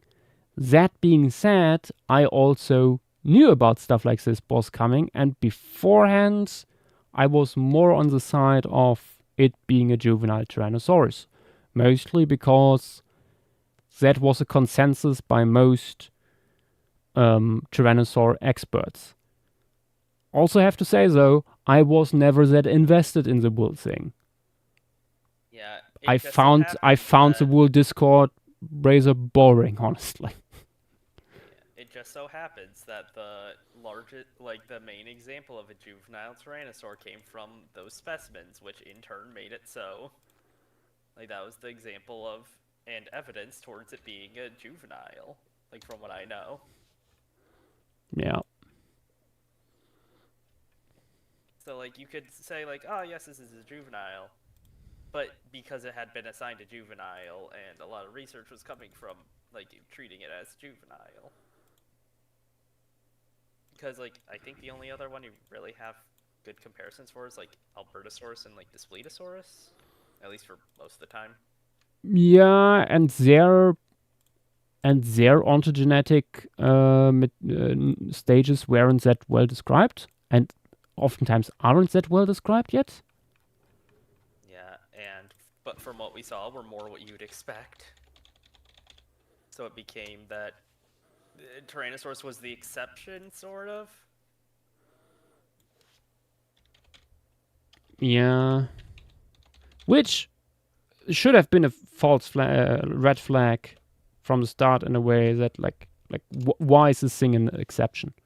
Which then led to the whole idea with like the Hell Creek ecology being like stratified this way with the juveniles taking up the medium-sized predator niches, blah blah blah blah blah. It's yeah, no, Which is insane. like a lot of research can be put into the waste bin basically now, at least partially. I still think juvenile subadult T-Rex is probably like for the time occupied similar niches. I mean, yeah, as T-Rex, just because like they have similar size, so a juvenile T-Rex will not take down an adult Edmontosaurus or Triceratops. Going after like ironically something that we have Yeah. evidence of like a Displetosaurus doing, like Oviraptorosaurus, those guys. Yeah, no, it's also the whole problem comes down partially to like a lot of paleontologists not being that good when it comes to like understanding modern day ecosystems. It is an issue that keeps on coming up over and over again. It's an issue that's coming up like over and over. Like when you look at the modern day Serengeti, like there's a bunch of big predators there. They all kind of overlap in some way or another. There isn't like everybody is thinking of like the lion as the king of the savannah. That isn't really a thing. It's so situational and It's stuff. constantly competing with hyenas.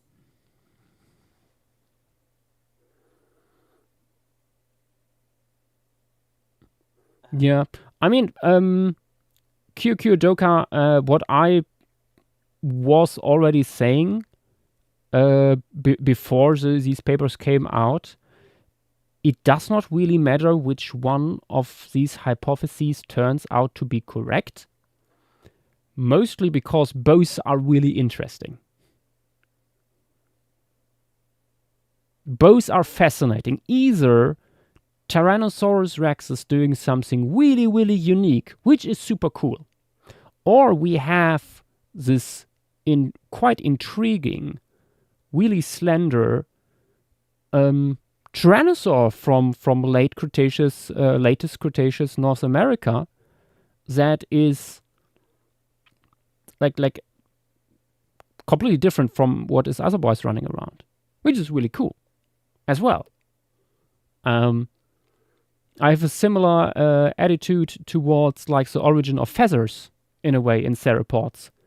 Doesn't really matter if your statistical analysis says that that it is like a basal condition of ornithodyrans or not, because we have so many fossils at this point with like integumentary structures popping up all over the Archosaur family tree, that like both things are super intriguing. Either you the conclusion is that it like reaches very far back, or it means that feather-like integument popped up a bunch of times and that there is like inherent like drive towards evolving such structures, which is super cool also.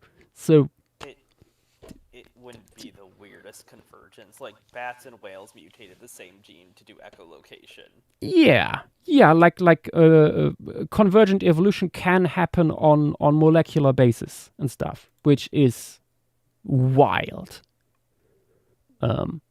To the point that basically there was a paper some time ago about a bird, a rail, re-evolving in a way on a little island, which is very interesting. But yeah, there's quite a few of these cases Oh, yeah, the in Skinsular flightless rails yeah on the atoll that like flooded. Yeah. I mean, flightlessness is a huge example of convergent evolution as well. Yeah, I mean, it happens so many times, especially in birds. But yeah, I think there is like in paleontology quite a few hot debates that wouldn't even need to be this hot if people involved, sometimes not even like I'm not even sometimes talking about here the layman and stuff, the scientists too, wouldn't just agree that, oh, both of these ideas are very interesting, we just need to find like what is right. Because oftentimes it boils down to, am I right or the other side?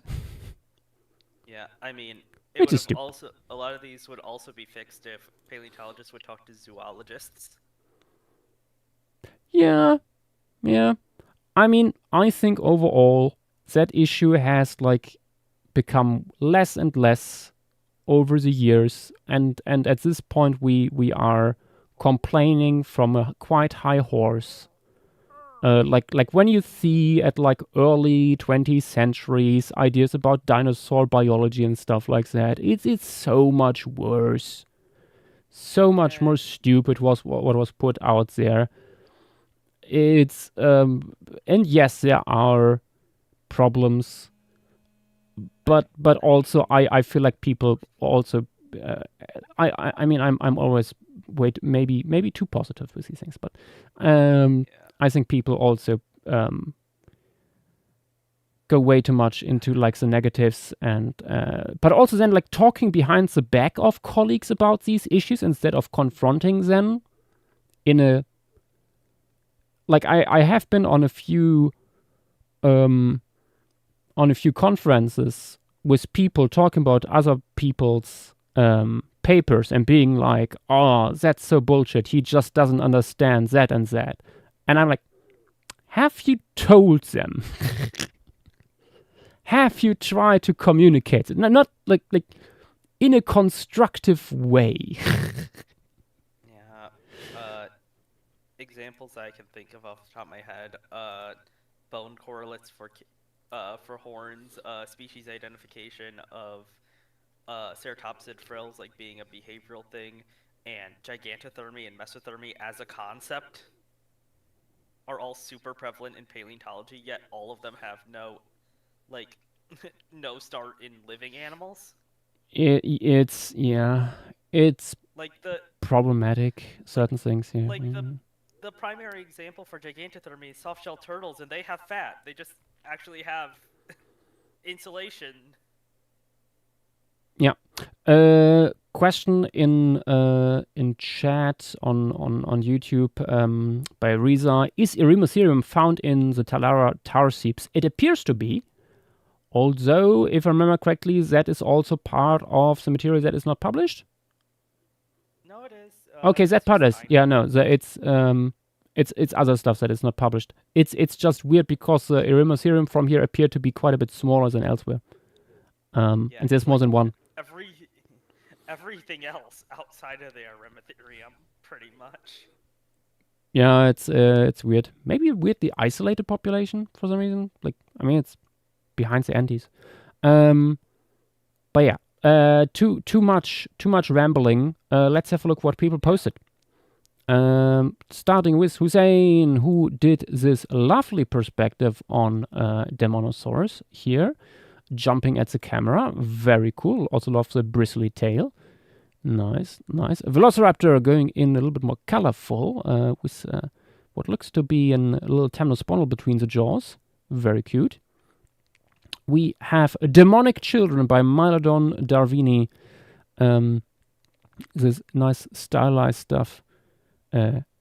Liking that a lot. Oh, sorry. Oh. Slight burp coming up. Then Rodent with a portrait. Lovely texture here on the neck stuff. That looks very furry, honestly. The skull shape, I feel it looks a little bit weird on the back here. But otherwise, very nicely done indeed. I feel like your mind was still slightly with the camels when drawing this. I don't know why. It has a slight camel vibe to it for some reason. Next, oh my god, I see what you did there.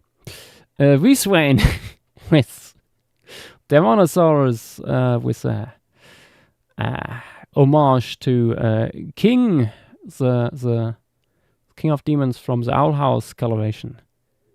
Very nice. Honestly, works well with the white facial markings. Then we have Avian 709 with this beautiful little guy. Very, very cool. It's funny when they close their mouths and you give them the appropriate amount of feathering. They look so quickly like small ornithischians, minus a beak. Very cute. The one and only Void with the little guy under a log. Look at him sitting there. Very nice. Loving the little googly eyes. Good stuff. Tears Forever. Going all out in terms of integument here. Interesting. Like the coloration pattern you went for. Stuff. Then totally featherless on the other hand is this one by Aberrantologist. The Nakey Boy.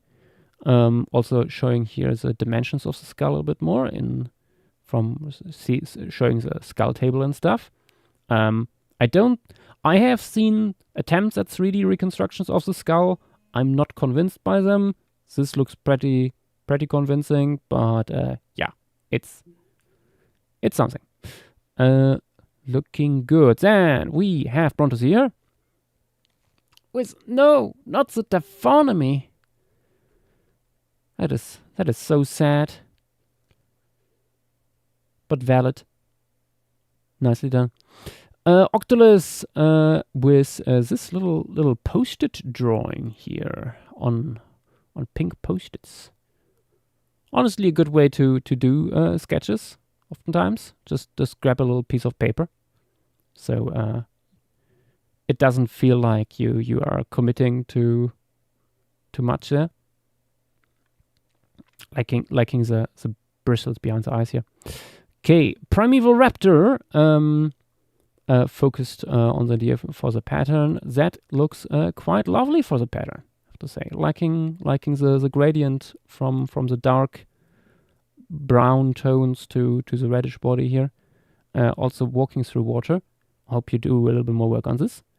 Nice. Ooh, tapping Snurtle with a frontal view. Interesting.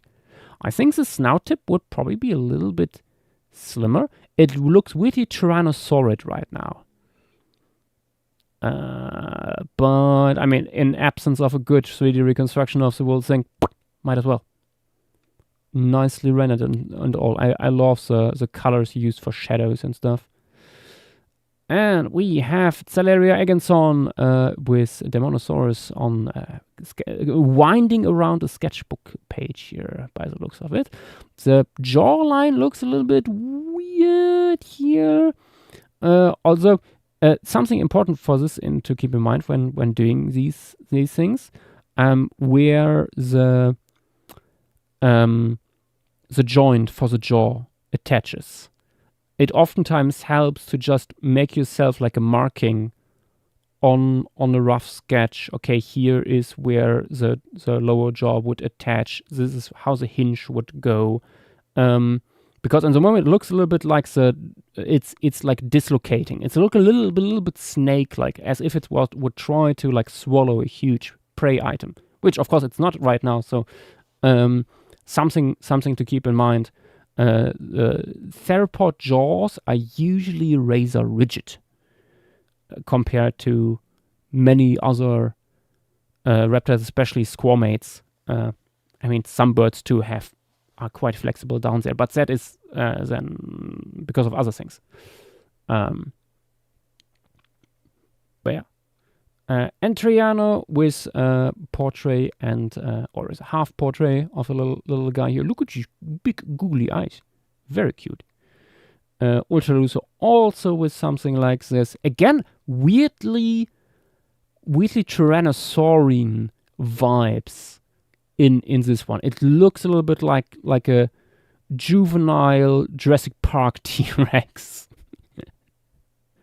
I think maybe that's because the head in Demonosaurus is, interestingly, not only that the snout is rather short, but also that the margin of the jaw is rather straight, and that makes this wool skull, like, because it's sloping, quite triangular overall.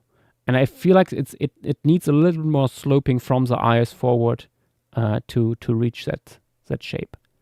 Maybe. Next, the Roadrunner from Hell with a white one. Interesting. He's beautiful. He is very beautiful. I love the piss yellow in the background. Very nice.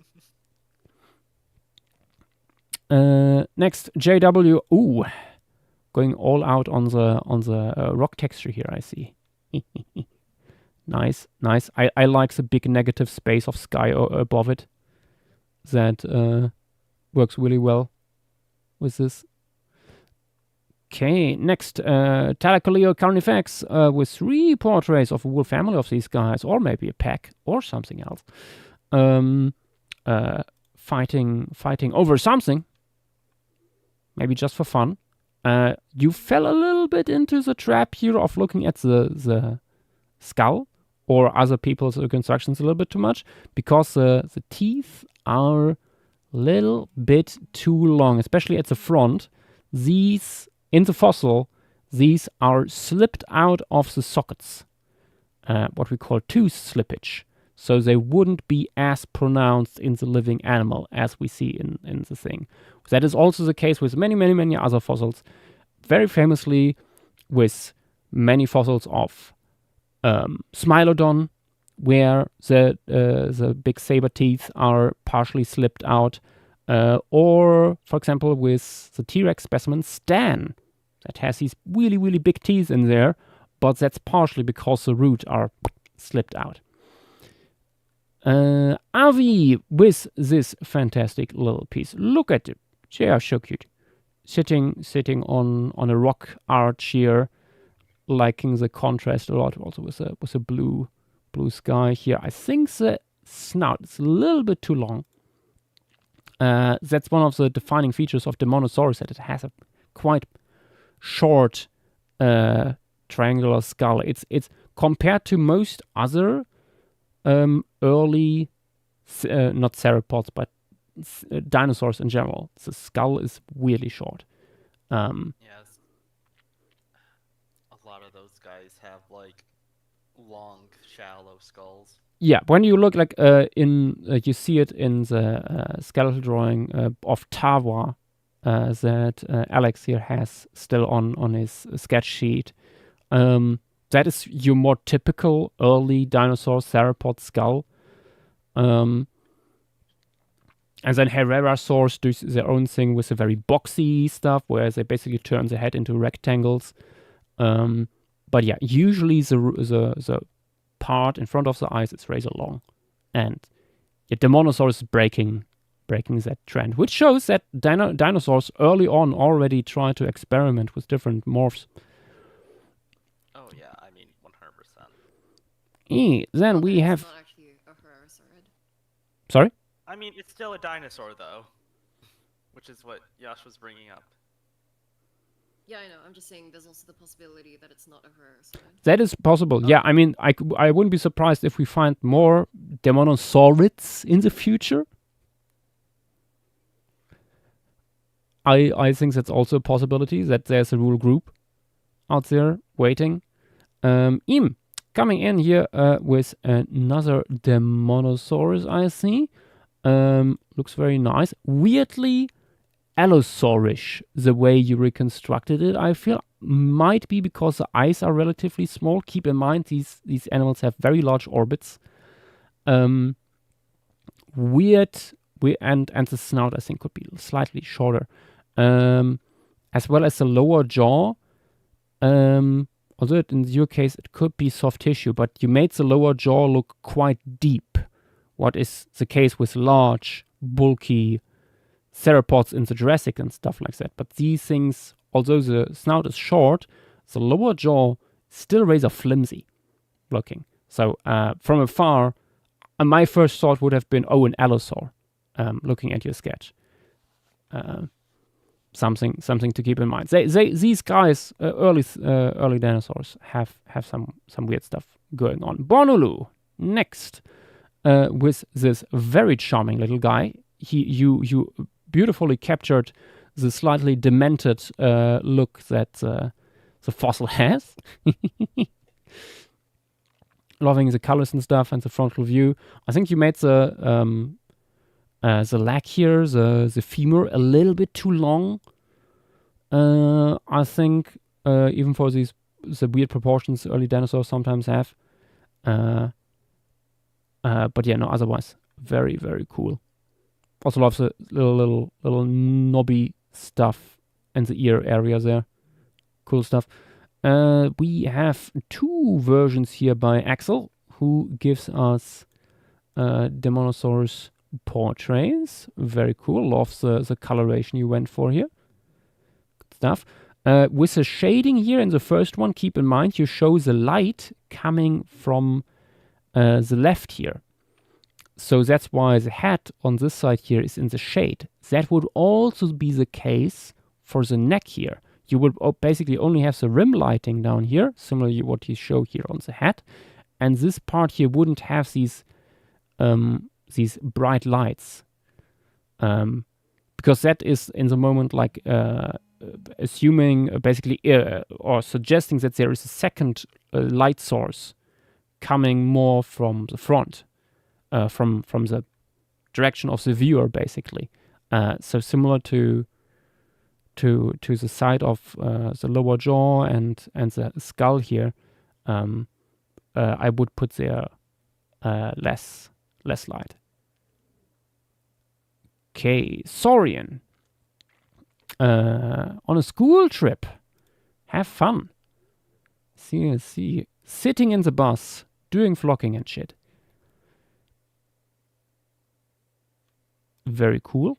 Loves the little guy standing on a rock. Just vibing. Good stuff. Ooh, Avi with a second version. Microscopic honk. He's so small. Then Hussein with second one. Ooh. Have a good night, Hussein. Sleep well. Finished Camelops by Petite. Very nice. Oh, I see that's a tar pit here. Nice. And work in progress on Demonosaurus. I love these eyebrows. They make it look so stupid. Beautiful. Absolute cinema. Love to see it. And another one by Alex. Followed by Ultra Loser, who is still working on his little sketch here. Very cool. Loves the shading. Good stuff. Okay. Reducing chat size. This brings us back to this. What did we say was when? Oh, true. You strapped a spondylus. Wait, hold on. Pretty sure that was the second winner on the poll. Oh, when I said first loser, I thought. Pandarotus won. Yeah, I mean, Pandarotus did win. It's the first, highest is drawn first. Oh, true. Yeah, no, I mean, yeah. I mean, it doesn't matter that much. And we can also do Pandarotus first. True, yeah, let's do Pandarotus and then...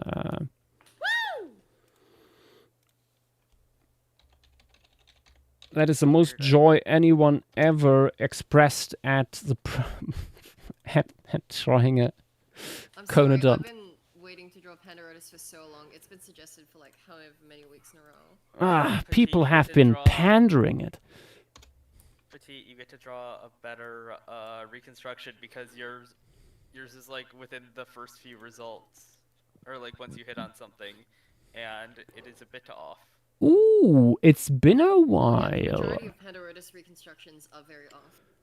And it's Because open access. basically no one reconstructs it as flat. There's only like 2 reconstructions out there right now that are actually accurate. It's flat, but not in the way that you expect.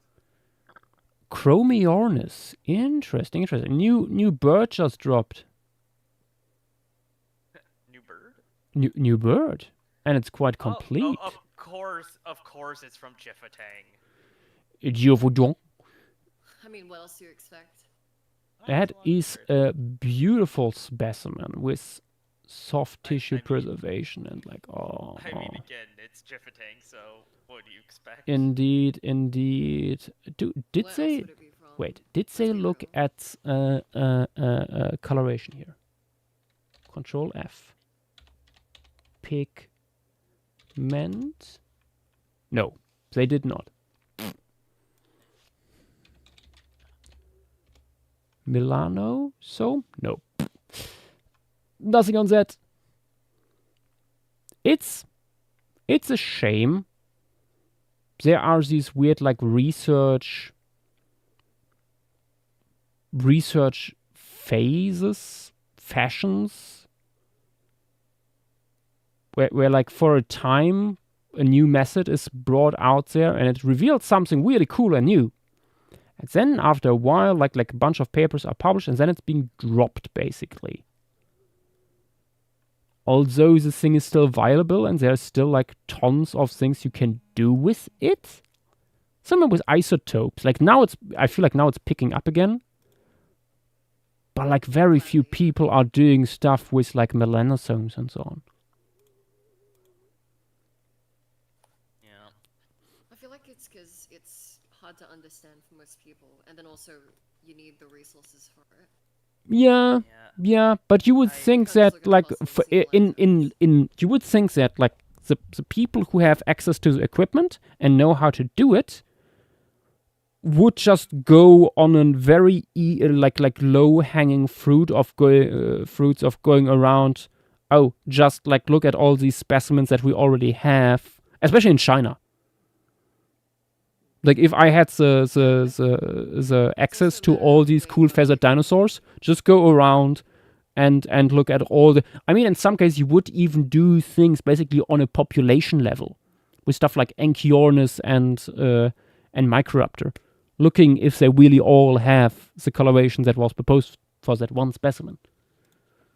Yeah, I know that it might have been last year, like on the topic of isotopes, they actually looked at specifically reptiles, and they were different from mammals, which had been the like way that. Oh, we the looked at isotopes. proxies, yeah. Yeah, but I know that comparisons. there's a reptile one, and I don't know if any papers have used that as a like that newer paper as a reference. That is an interesting question. I know there is stuff in the works regarding Tarbosaurs. That is really interesting. Yeah, because How big is it this would guy? be better I to don't know. use- We should be talk better probably to about Pandarodus, Yeah.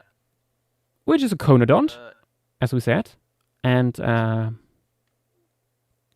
it's I think the conodont with the proportionally largest conodont elements we have, which are these things that look like teeth.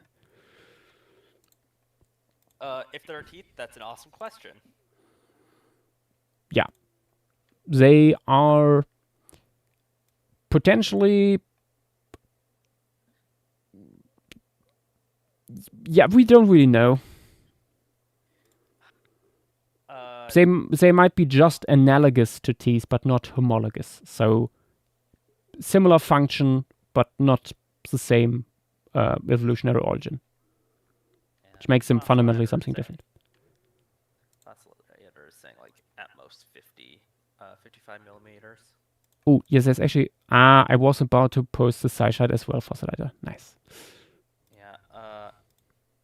So conodonts are like usually compared to eels, but this guy's flat like in the other way, like a like a flatworm. Oh, Like you could see it in the reconstruction by Prehistorica. yeah. No, Like, they're some. flat up and down wise. Yeah, some reconstructions here certainly are misleading in that case. It's because it's super Yeah, weird. basically all but 2 reconstructions online are very inaccurate. Yeah, laterally flattened. Don't know Yeah. the actual fossil, which includes mine. Well, it's time to flood the internet with some more images of this guy looking the right way. I assume But yeah, that but this guy is honestly, gonna I be- think it's a beautiful model by Prehistorica, but I think I would have like posed it a little bit different and like have a little bit Yeah. different lighting to make the flattening of the body a little bit more apparent. You could sort of see it in the. I'll post the other reconstruction that's still actually accurate. Specifically. Oh wait, the other one that's accurate. I was gonna say if you're gonna post one that's. Oh, we should not maybe accurate, also that's mention fine. that yes, the animal. I think we only have that one specimen with the soft tissue. We don't actually know how long it would be. Yeah, we just have that one specimen. I'm pretty Yeah, sure. we don't have the back of the animal. So in theory, it could have been longer, actually. Like, this is totally... Like, most people make it razor short. But I don't think there's anything to suggest that it would do that. So it could have been actually quite large. I think the 5 centimeter estimate, like 5.5 centimeter estimate, is pretty good. I mean, it is reasonable, but it could have also been the double the length.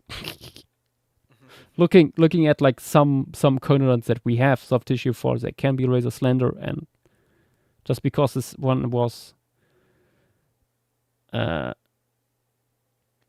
genius, yes, that is an potentially a pretty good reconstruction. The question would be if these conodont elements, these quote-unquote teeth, would be visible at all point.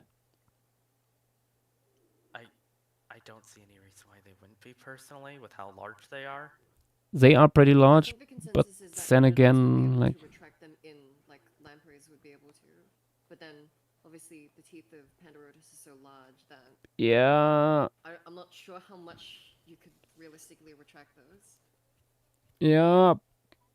But then again, like, the wool apparatus is quite large, and, like, there would be a lot of drag caused by this, so I say... But also, this thing's smaller than Papiliomaris. So, like... Yeah. I It's know weird. drag is I mean, not I could really also an see issue for some species. maybe this guy was more like benthic and slow swimming, and therefore it wasn't I mean, that it's a important. shallow tropical Yeah. That's very possible. Yeah, it's like I mean, it's a Conodon flounder. yeah, I mean, that's what I was honestly wondering. I'm wondering if this guy would be more benthic. Like, that's usually the only reason why you see these Bargesland, sort of I mean, body yes, shapes. yeah. The animal is flattened like a pancake, not like side to side flattened, but like, yeah. Usually conodons are like moving like side to side. This thing would like either like flap up and down or like undulate its sides, which also is something I have not seen, honestly. Yeah. Could be something they did too, that they undulated their sides. Yeah, I mean, but that's getting into literature stuff, and that would I be mean, some weird this thing is architecture. like oriented completely different from other. Yeah, We have no It's- fucking clue what it really did. yeah. Although Other it's than one of the that- best conodon fossils that we have, I think there is a lot of room here. Yeah. Other than that, we also have. Trying to think how to describe it. Or like the environment. We should probably go over the environment at least a little bit, like just generally shallow marine, like Shallow very Yeah. shallow. Don't put it into deep sea waters. Unless you want to make it the nighttime piece, of course. Then making it dark is appropriate.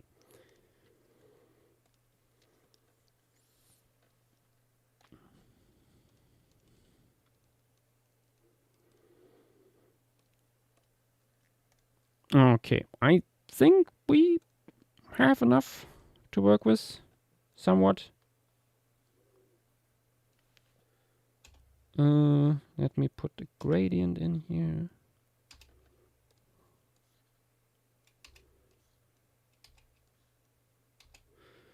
Okay, let us start with Pandarodus in 1, 2, 3, go.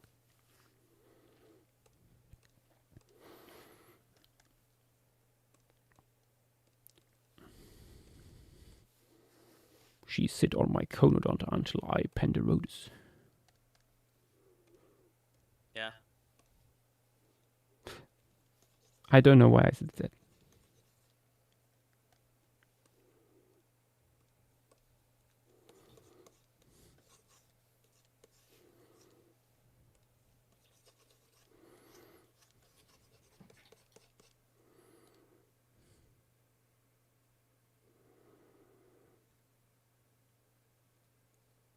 Oh yeah, very important. Conodons are not jawless fish. They are something else. What do you mean when you say they aren't they- jawless fish? Because they Aegonethes are- include things like hagfish and like. Yeah, I mean, I can would refer you to really it as call fish. it a jawless fish? I mean, then again, what is a fish? But then it's within Aegonetha. It's nested within Aegonetha, which Yeah, I was- are the jawless Okay, fish. okay, So that's yeah. gonna confuse Yeah, Aegonetha. yeah. It is specifically a jawless fish because this is a different structure.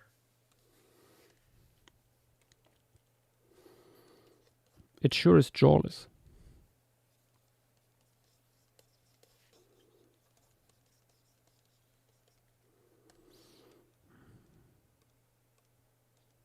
To be fair, lampreys are also.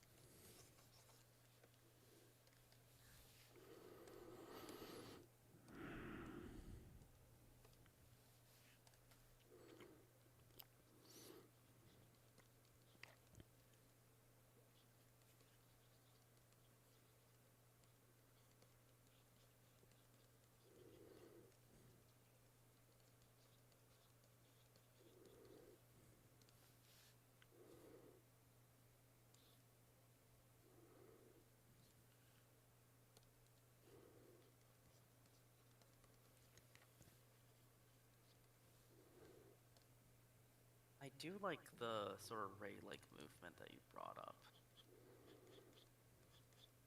I find that interesting, though I don't know how plausible.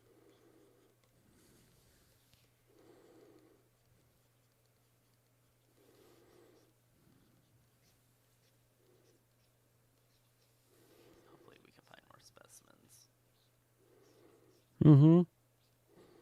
Yeah, if it's anything Would like like nice most, to have the back half of this thing. yeah, if it's anything like most benthic fish, we probably have most of it. It's probably pretty short.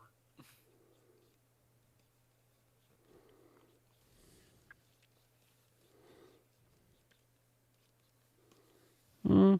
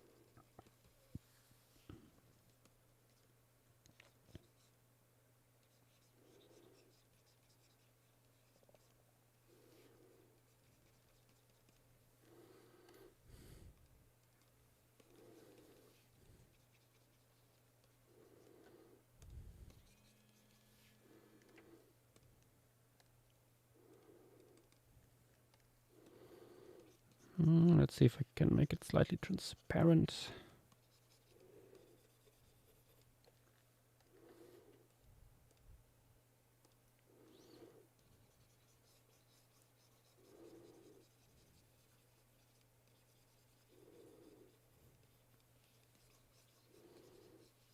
Doing something very silly.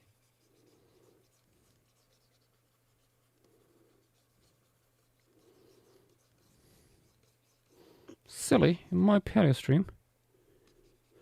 Can't believe Don't you know there's no fun allowed? True.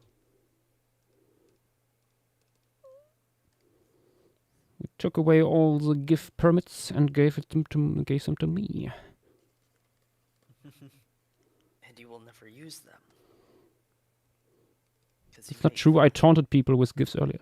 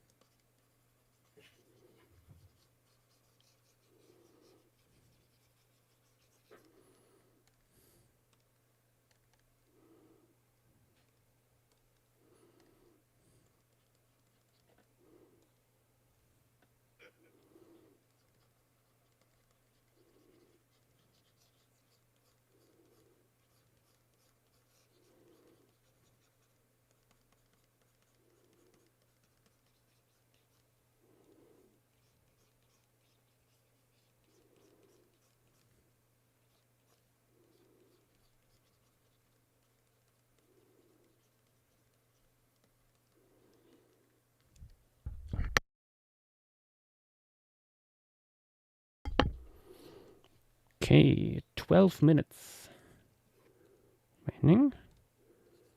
Pretty good time-wise, I think. Then again, it's a conodont. They are not that complex. On the surface, at least.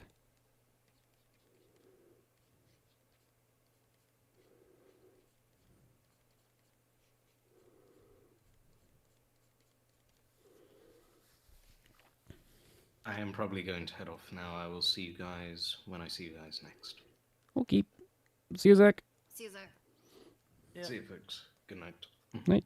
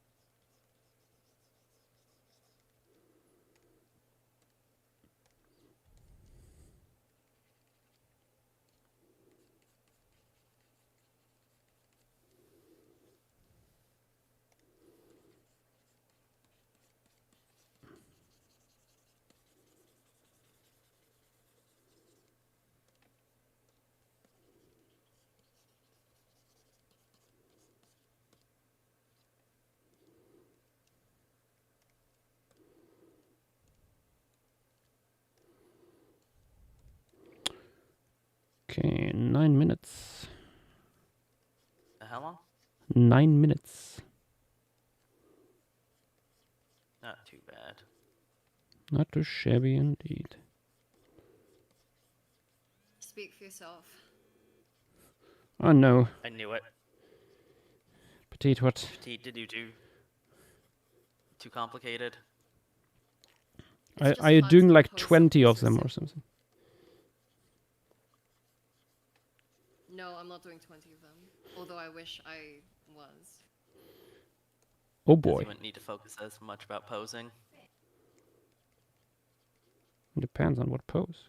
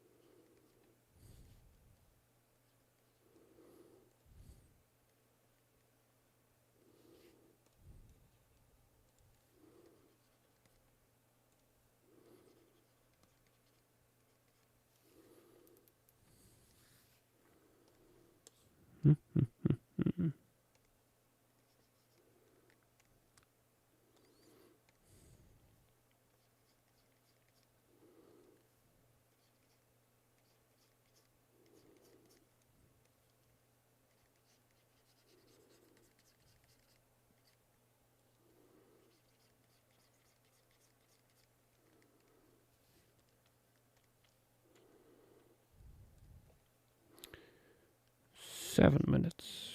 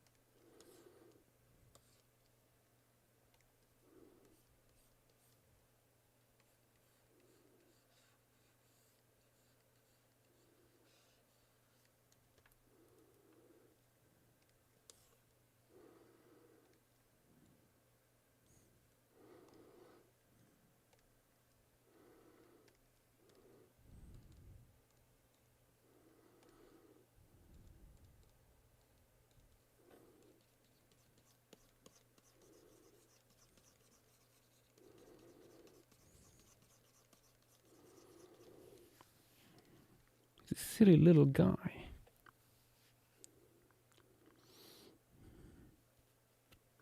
I hate that I don't know how to do sediment. Pink Saurian, what if a Jurassic film had a mega-sized Pandarodus? That would be weird, because I feel like that's more like of an arc thing to do. But also, please That would don't be please don't call them Jurassic films. I hate that they use Jurassic as a synonym for the franchise at this point. Jurassic is it's a slice of time in the Mesozoic.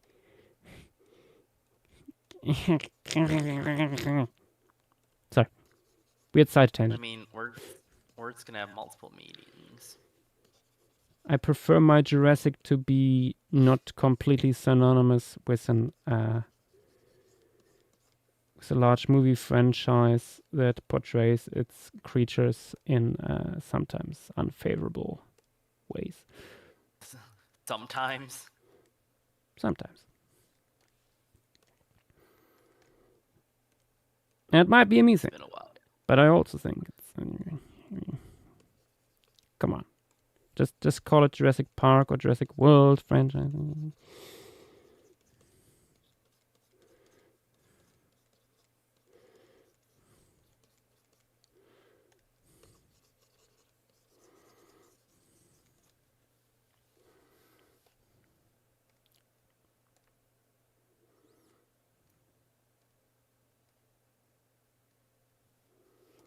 Oh my gosh, Space coming in clutch with an entire thing for Pandarodus.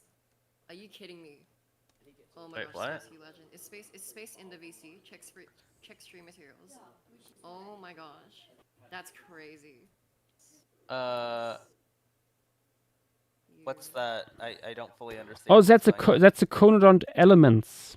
That's the layout of Pandarodus's teeth. I was very confused for a second, but yeah, that makes sense. Well, 3 minutes to implement it. Petite. I believe Hint, in you. hint, I will not.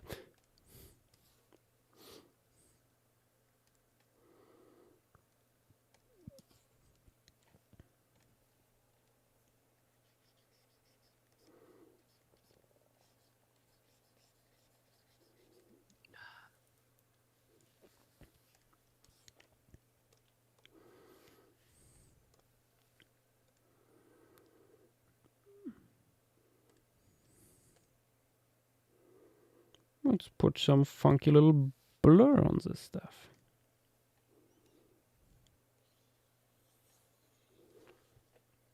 A little bit.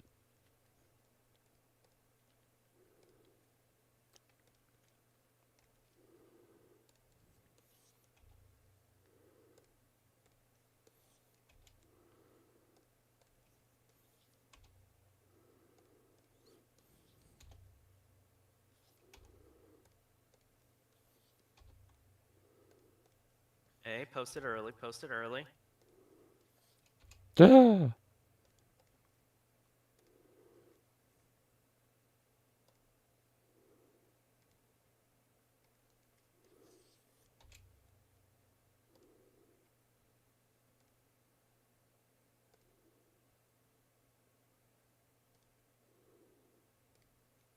Coming quickly, just to say that I have good news. I have found little talks and preparations, so we have Smilodon material that is actually usable. Nice. Also some Leaker Apex and some Leopardis material. I don't think anything else is available. I will keep Try you digging. updated. Yeah. Keep you updated if AD ever responds. I asked for like if he had any access to the like the publications or the theses, but I don't know.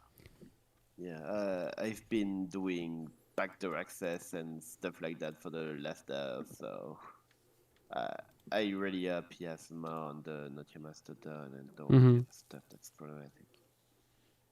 Would be great. So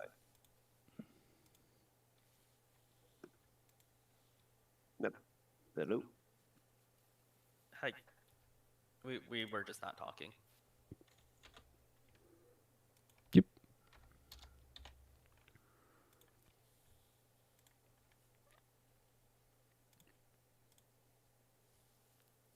Okay, 20 seconds.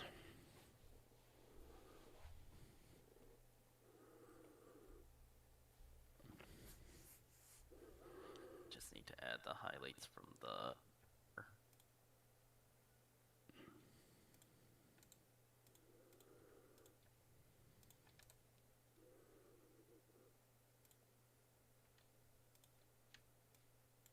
I think. Oh, time's up.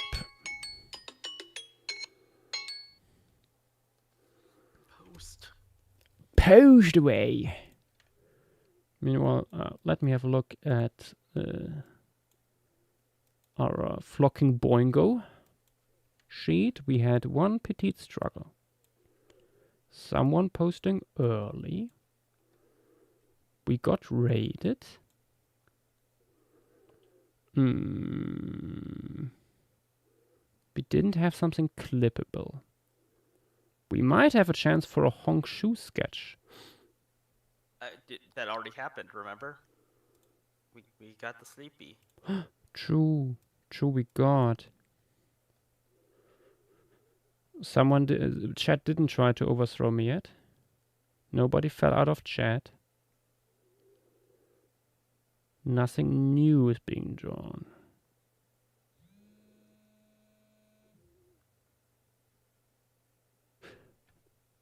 Not the biggest amounts of brain rot yet. Tita's muted. Q Doka, you post stuff if you're on the server in Stream Materials, which is a channel right above the stage where we are sitting in. You can see other people posting in there.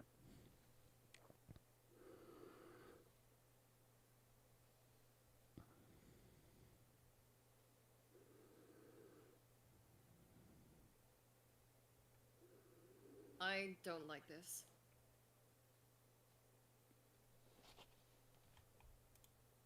That happens.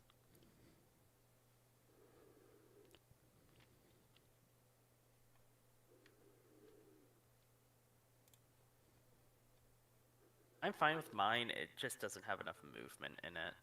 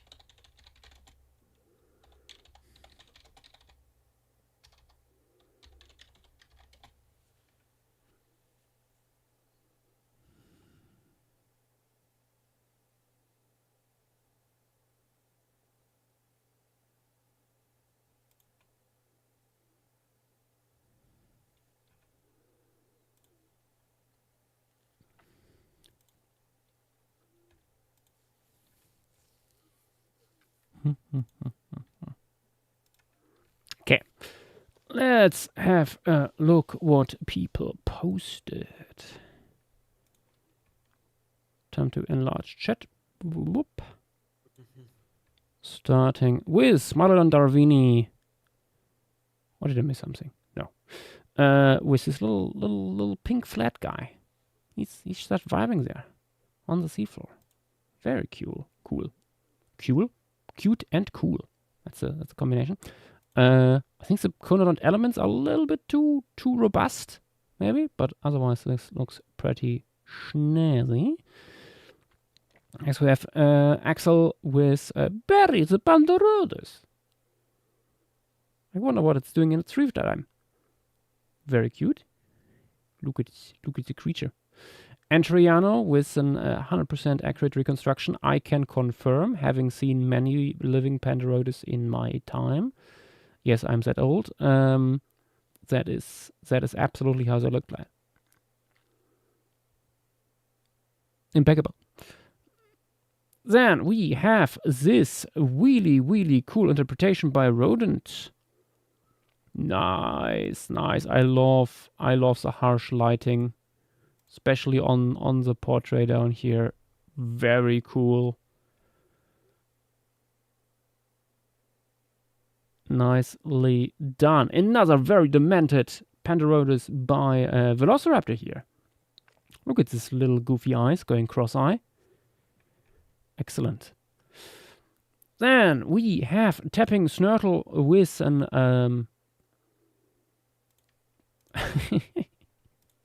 Pandarodus tank. Oh, got a little bit ambitious to it. Oh, it's fine. That happens like every second time here. Very fun idea. Tears Forever with this blue Pandarodus with a yellow frill here. Nice. Loving the coloration. Also like having these slight muscle folds in the flattened body. Very cool.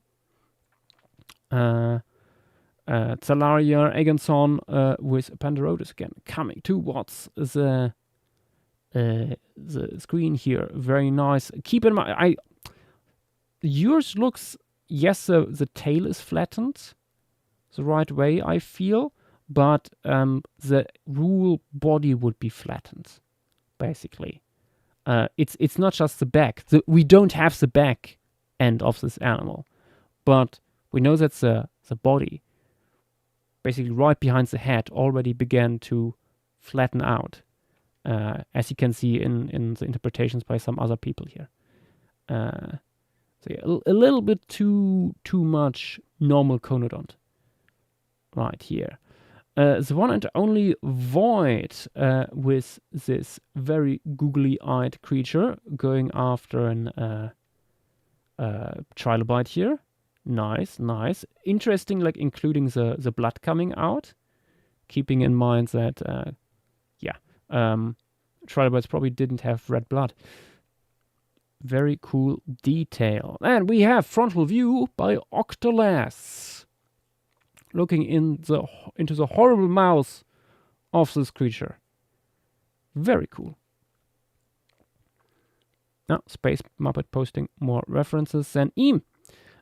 With this beautiful little sketch. You say it's the hardest animal you ever had to ever draw. I think you did a pretty good job here. Look like a fine specimen to me. There is QQ Doka. Welcome to this server. I have to crack my neck to see what's going on here. Nibble, nah. Looks like Conodont is eating something. Very cute. Okay, Alex with... Oh god. Our Conodont here holding on to dear life on some algae, by the looks of it, to not be swept away by the currents. Very good. Flocket, flat, flock fright. Thank you, Primeval Raptor. Very cool. What a beautiful creature. Indeed. We Swain. Again, I feel like you did not flatten it enough, and I think you gave it a little bit too many gill openings here. But other than that, this is a funny little guy. Loves the idea.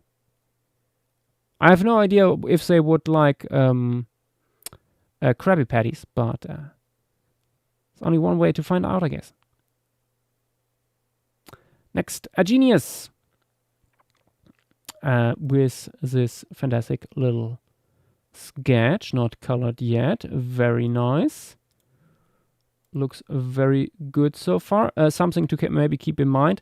You made it look in the moment as if the body is relatively thick.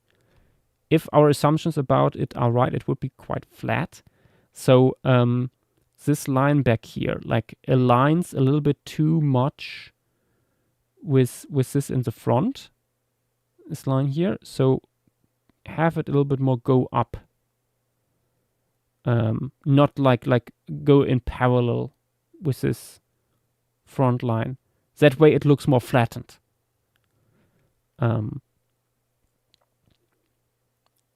Okay, then Bronto's here with it's going after the butterfly animal here. Nice. Although I think the butterfly animal would be basically the same size. Probably. It could just be a young one. It could be babies. Yeah, it's true. It's harvesting the butterflies. They are larvae. Okay. Butterfly. Very cute. And then there's JW going after, with the Pandarodus, after a worm. Nice. Interesting idea.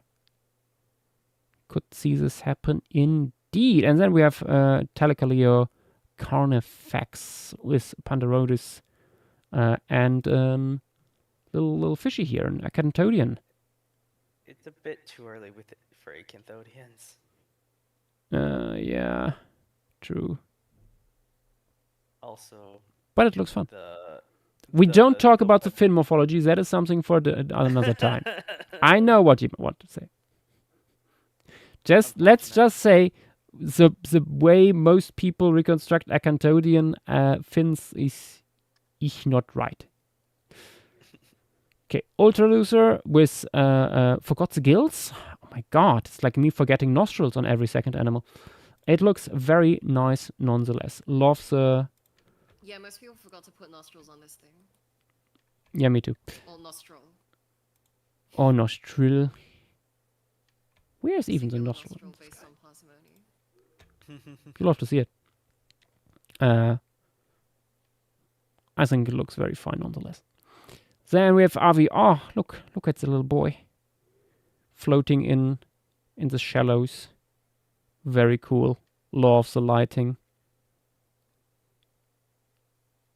I like it very much, Avi. You pass. And then we have Pan and Dora. Paleozoic Adventure. Thank you, Road from Hell. Very cool. I would watch it. Now with gills, but also excellent. And we have... The fuck am I looking at, Captain Chululu? I mean, it's just like the front view, and also the nostrils there. But why is it M-shaped? That's based on prehistoric recon. I'm not sure why he did that. Oh, okay. Not Yeah, that I mean, there's any reason against it. Might be paleo-meme, might be based on something. Who knows? It looks very fun. That mouth opening is slightly suggestive. Anyway, Aberrantologist. Ooh, I really like the coloration on this one. And like the strong shadow and stuff. Very cool. Nice. With the light bands over the thing here. Very cool. And there is Petite coming in with not 20, but 3 of these little guys from different perspectives. All trying to get something there by the looks of it, or is it more like a mating ball they're doing? Who can I'm tell? leaving it up to interpretation. We will wonder. We are left to wonder. Okay. Chat. Minimize. Floop.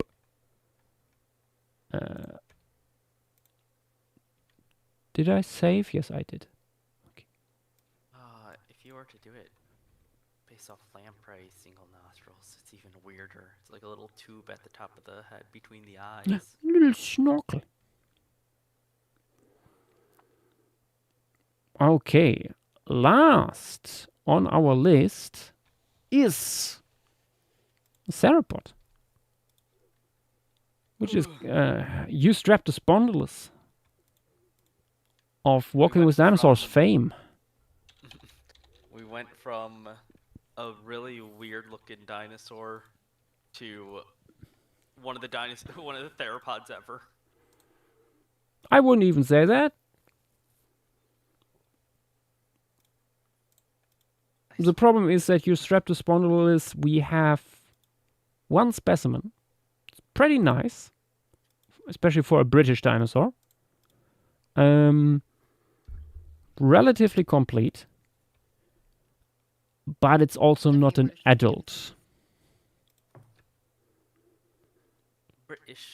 British. And I advise everyone to not look at the mount in Oxford, because that skull is reconstructed really, really weird. They basically did not give it an underorbital fenestra. Oh no! Yeah, like, I'm posting this just for a second, then deleting it again. But look where they put the maxillary. I'm gonna Where's the cry. Is snout? that real material? Is that real material that they've glued together? I don't remember. It sort of looks like it, like with the cracks in the max. It might be. It might be. That- I'm gonna cry. I'm gonna throw up. But I'm yeah, gonna cry, and I'm gonna like. it is an violently absolute shame. Being glued together might be also the reason why nobody has looked at this stuff in a while. Makes it really hard to access and evaluate. I wonder why nothing is being That studied. sucks. So not- much.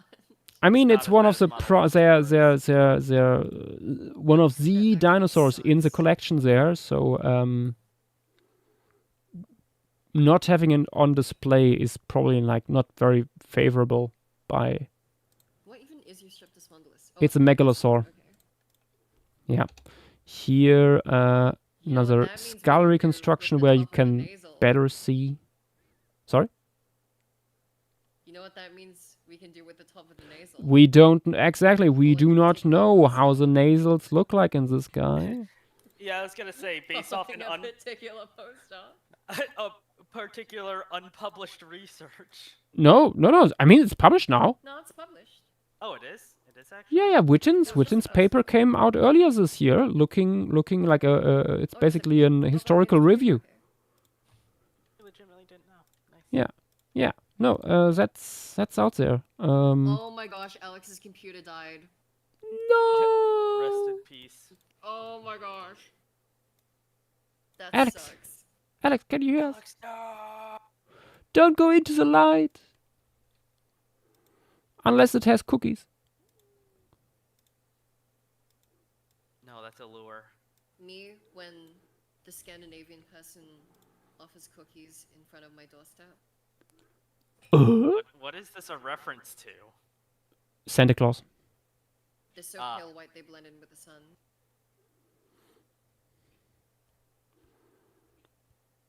So it's the light giving me cookies. Swedish people being well camouflaged.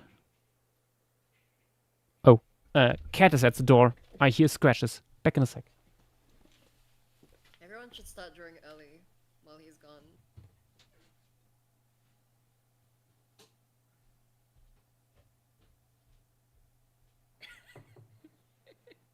Everyone should start drawing early. I found a really good Oh, these seals look. They look very happy. Is Oxford I Clay? found the craziest reference image. Holy shit. I'm excited to see. I'm excited. Yes! Oh my god!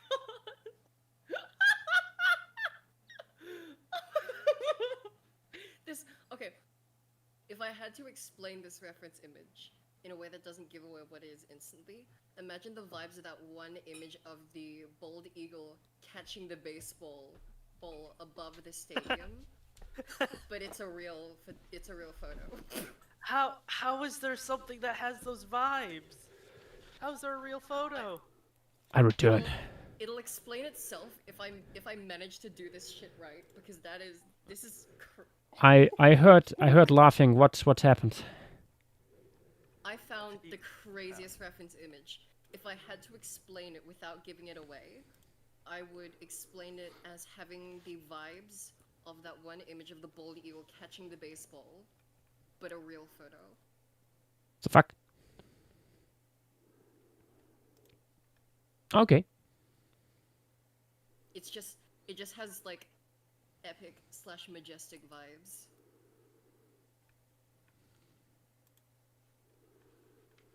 Incredible. Also, everyone should remember that Eustreptospondylus lived in island coastal Britain, right? I mean, yes, that was all of Britain back then. Let me quickly. Oh my gosh, Andy's Dinosaurs Adventures met Eustreptospondylus. That's crazy. I forgot about that episode. That's crazy. I found a very good image of some seals. Welcome back, Saurian. And Pink Saurian asking, is saying British weirdly just an instinct? I just did. Not pronouncing it as British is totally real and normal and should be done by everyone. The British need to be mocked at any opportunity, as well as every other nation state. But yeah, but especially the ones that had big colonial empires. Okay, this guy is, for people not aware, from the Oxford clay. We have some other stuff from here. Mitriacanthosaurus is, for example, also from here. It's, however, even worse in preservation. We also have sauropods, indeterminate stuff, but as well as Cetiosauriscus, which is not Cetiosaurus. It's the better half of Cetiosaurus. It was first called Cetiosaurus, and then it turned out... wait, this is actually its own thing. We have quite a bit of it. Here's a photo of a historic mound. It's very nice. That is amazing for a British sauropod. Yeah. It's really nice material. Other than that, Oxford clay is mostly marine stuff. We have a lot of plesiosaurs from here, especially. Like it's one of the places to be when you want to look at mid-Jurassic, mid to late Jurassic plesiosaurs. Like Liopleurodon is indeed from here, as well as Pliosaurus, Pilonoistus, Cymolestis, Pachycostosaurus, one of the coolest pliosaurs, because it has some weird proportions, very small flippers and weirdly thick bones. Erdosaurus from here, Cryptocleides, Muranosaurus. You hear it's your classic Walkies dinosaurs stuff. We also have stegosaur material from here, as well as small dryosaur stuff. It seems like this is a very cool marine formation that just sort of happens to have dinosaurs too. Yeah, it's I mean, it's your classic coastal setting with some stuff being swept in. There's also pterosaur material, like probably Rhamphorhynchus or Rhamphorhynchine. at Yeah. least. Yeah. I mean, Ramphorhynchus has such a big range that I wouldn't be surprised if it was. Yeah, but this is also Ramphorhynchus. like outside of the temporal range of your usual Ramphorhynchus. So it's like I think Oxford Clay ranges into the Oxfordian. Yeah, it does. But it's like Calovian to Oxfordian, and all other Ramphorhynchus material is like Kimmeridgian and Tithonian. So It's some non-pterodactyloid. yeah. Findus, yes, I know. You want more snaggies, I know. Don't. He just got something. He's just. Or maybe Tsagi is at the door now. Finally wants in, and he just wants to alert me to it. He does that sometimes. But I think before I look, we should draw Eustreptus spondylus. We have the references we needed, I think. Isn't much more to say on it. Oh yeah, there's also a bunch of marine crocs. That is something else to say. That is true. Yeah, fun I mean, yeah, it's a middle to late Jurassic, mid Jurassic, Tiliosaurs, all the jazz. Yeah. All known from here. Okay.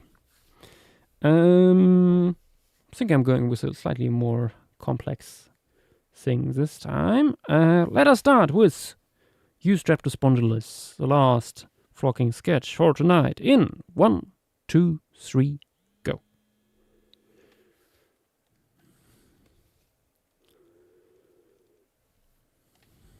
Finally gonna draw a marine piece tonight. I have an excuse. How dare you? But no fish. Sadly.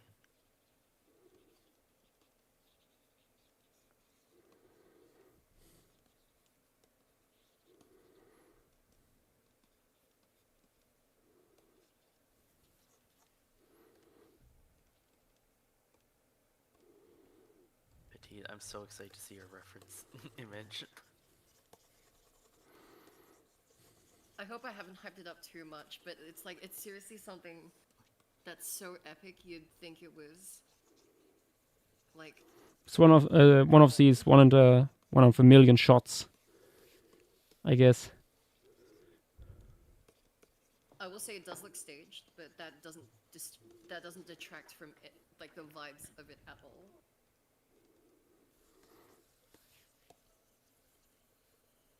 Curious.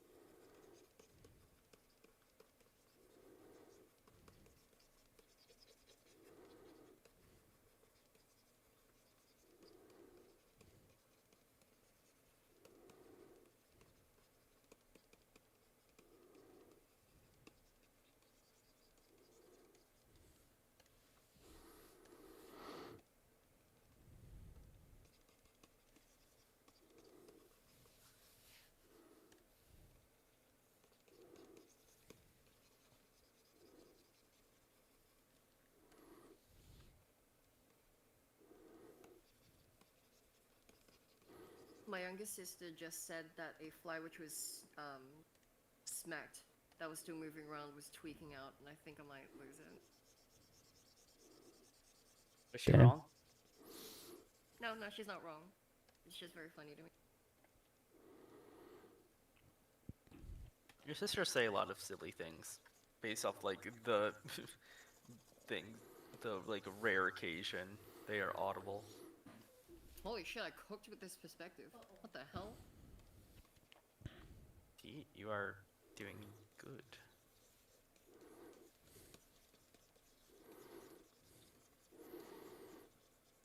No second struggle on the boingo.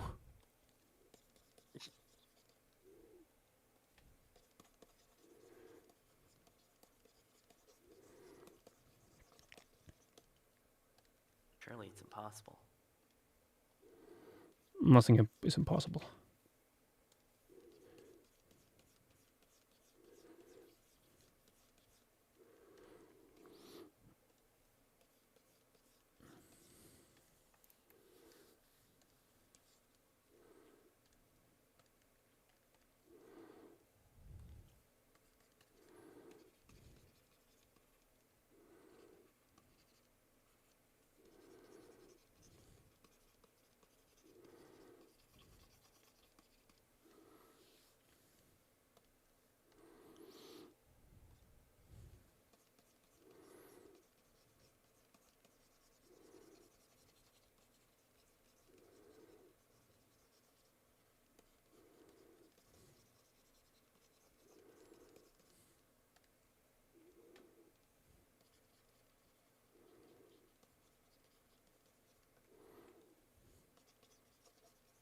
Forgot that I accidentally added something on a reference layer. That's unfortunate. No. I mean, I can just copy and paste the thing I drew out.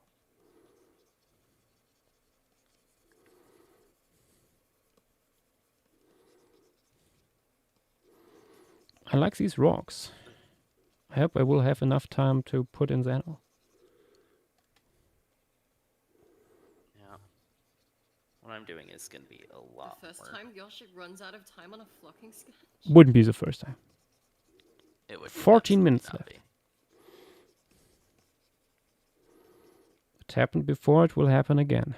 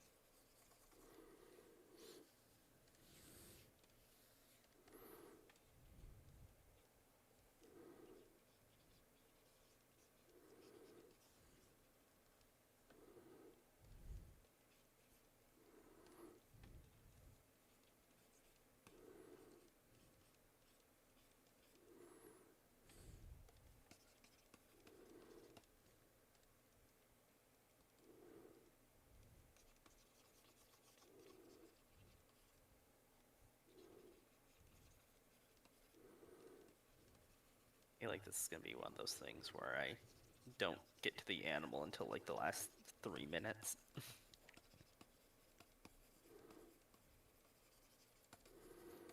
Drawing too much sea foam.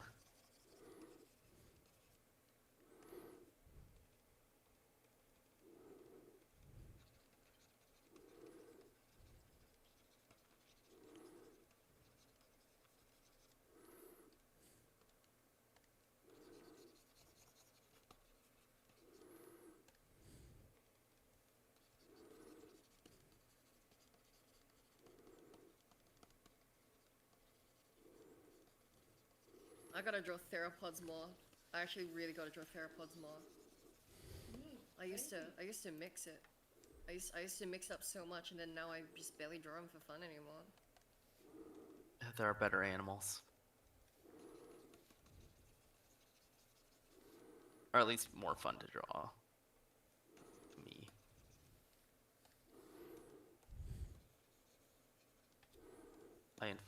There is a reason why I don't draw dinosaurs very often. And it's not just because I have other groups to focus on.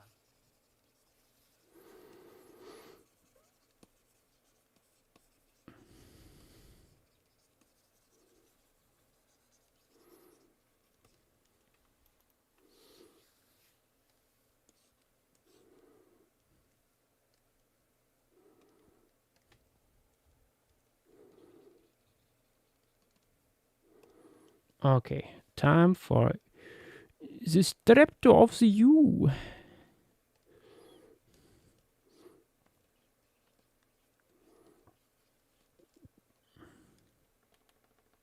No, it's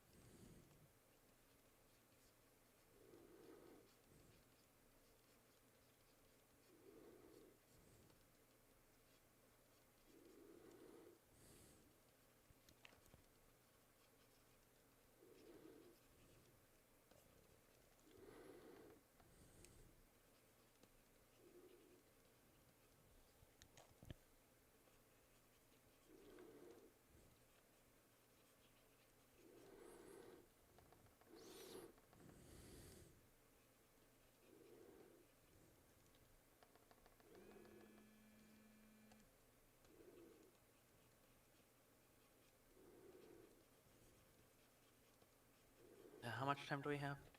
9 minutes 50 seconds. You're gonna draw this thing and render it out in 9 minutes and 40 seconds.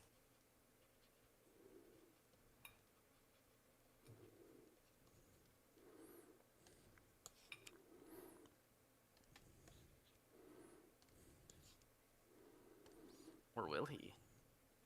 We'll see.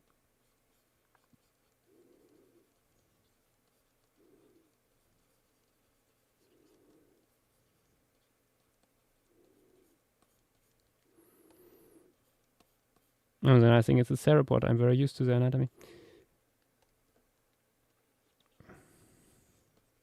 Should have had the Conodon as the last thing.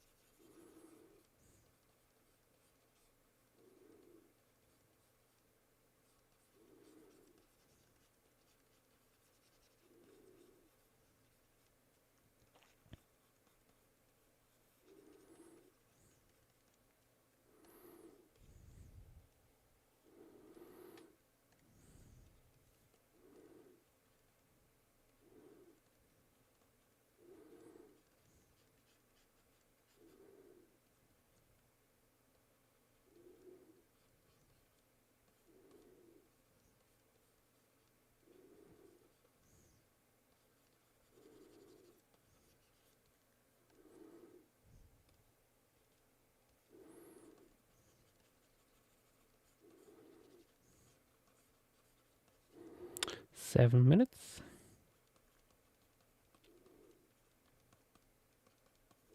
Okay, time to draw the animal. Yosh, you're killing me, man. You're killing me. Is that I a haven't even petite started work on struggle? the background. I haven't even started work on the background yet, and you guys have only just started work on the animals. What's happening? What's happening? I don't know. Well, this is more normal for me. It's more Yash.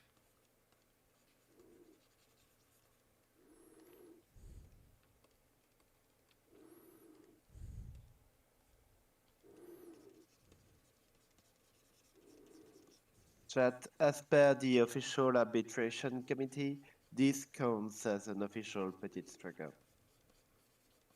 Yes. I'm not sure. Petite is like half pleading for more time. I think this is Petite struggle. Mm-hmm. I think that you'll hate me. I think it is one. Petite, this is an earnest expression of love. I think that you guys, I think that you guys see me, because this would, if this is a petite struggle, then this is also a Yosh and a JW struggle.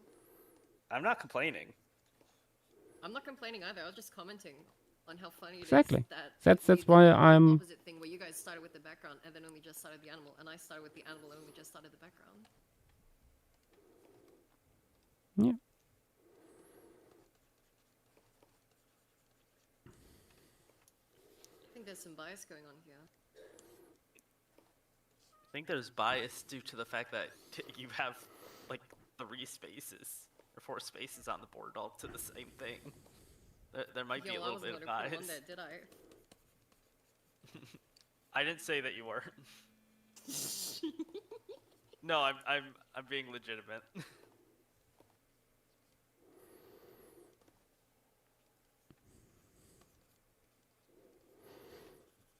But anyways, time to speedrun this. I'm gonna be lazy with the colors.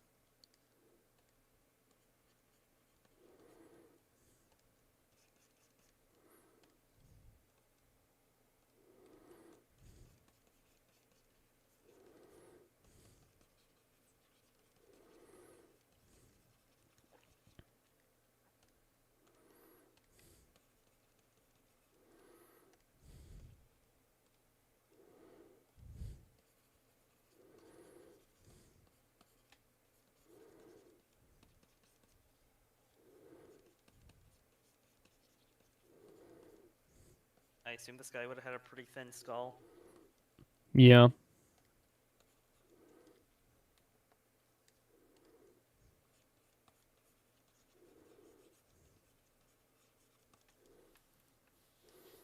That appears to be likely. Let me slightly tilt it. Works better. Oh, it should probably cast a shadow. Probably.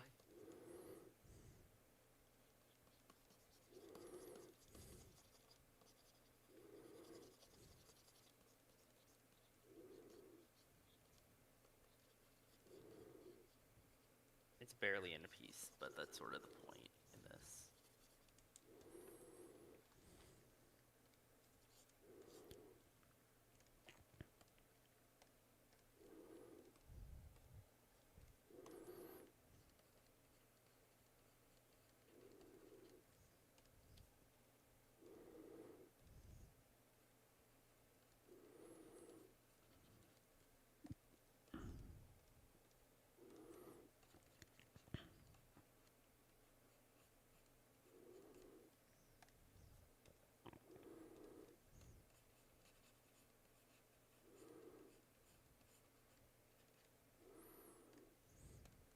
Two minutes, 30 seconds.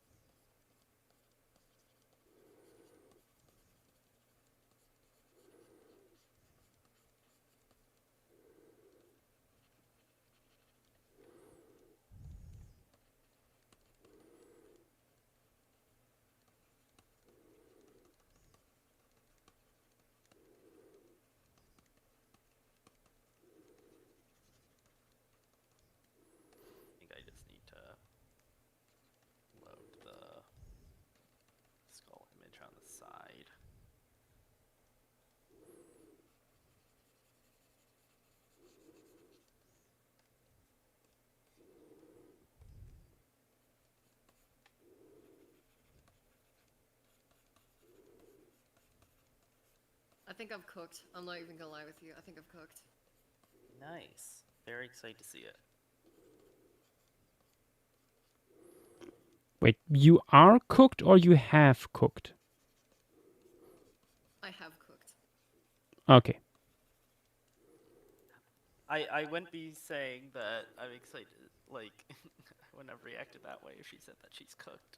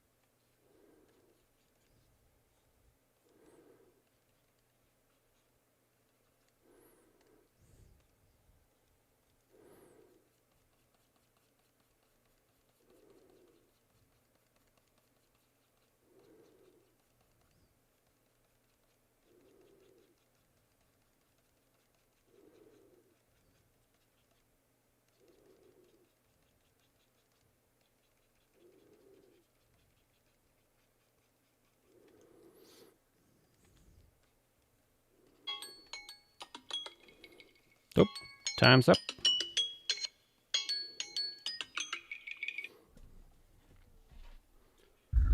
Time to save and post.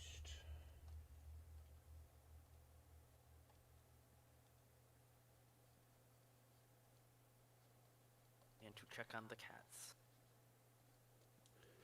Set 2. Yosh, I think Finders is about to take about 30 to 40 minutes to try and open the door. I think you need to go deal with that. Nuh-uh. Well, but 30, 40 minutes, Yasha's just gonna end stream before that happens.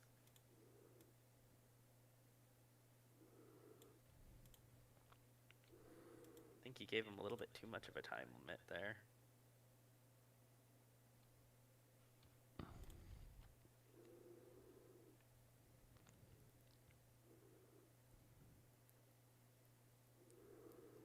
Pink Dino, I said you shouldn't look at the skull in the museum.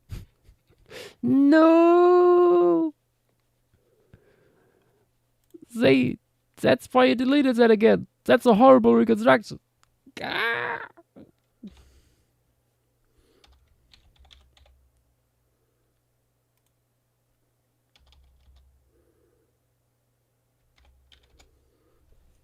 Okay, back in a second.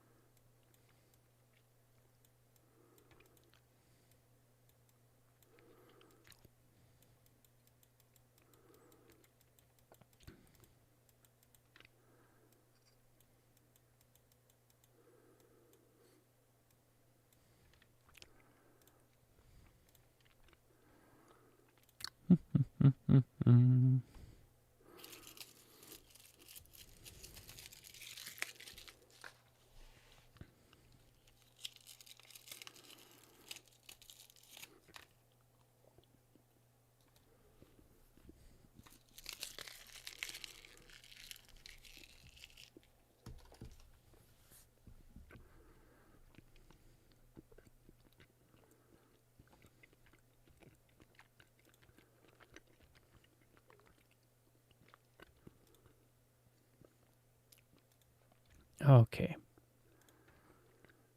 Chat expansion. Let's have a look at what people posted, including Petite. Starting with Octoles, who is having a lovely time here with an Eustreptosaurus eating something. Looks like a small plesiosaur. Very nice. Have fun with your movie. After that, Malodon Darwini having Eustreptosaurus and some Rhamphorhynchus sitting on its back. Very cool. Also experimenting with the nasals here. Nice. Very appreciated. Tylocoleo Carnifex coming in here with, again, a bunch of Rhamphorhynchus. They're all gathered around huge pliosaur carcass. Very, very nice. Also appropriate size dimensions here. Something I should mention with regard to the pliosaur is that the eyes are a little bit too far back. Pliosaurs have quite extensive post-orbital regions for all the jaw muscles to sit in, which is why the eyes are relatively far forward. After that, pink dino with a portrait. Oh, it's satire. No, why would you? Poor Eustreptosaurus, it needs some better representation. Oh well. What did you do to my boy? The one and only Void with an itchy Eustreptosaurus. Nice. I think you made the feet a little bit larger. Claws a little bit too long, maybe. But otherwise a very, very fun idea. Very cute. We have Velociraptor with another Walking with Dinosaurs homage, maybe. This little guy swimming in the ocean. Maybe between some islands. Hopefully it's not drowning or getting snatched by a pliosaurus. Who knows? A genius next with a little plane drawing here, just standing there, realizing it's in a flocking. Very nice, very good. How's that? With this little Eustreptosaurus just sitting there on the beach and enjoying its time, dozing off maybe. Very nice. Quite like the coloration you gave it here. Very cute. Tears Forever coming in with this beautiful Eustreptosaurus on the beach as well. Lovely perspective here with the camera being a little bit more up and it like leaning to the side to look at it. Very cool. Ooh, Avi, nice.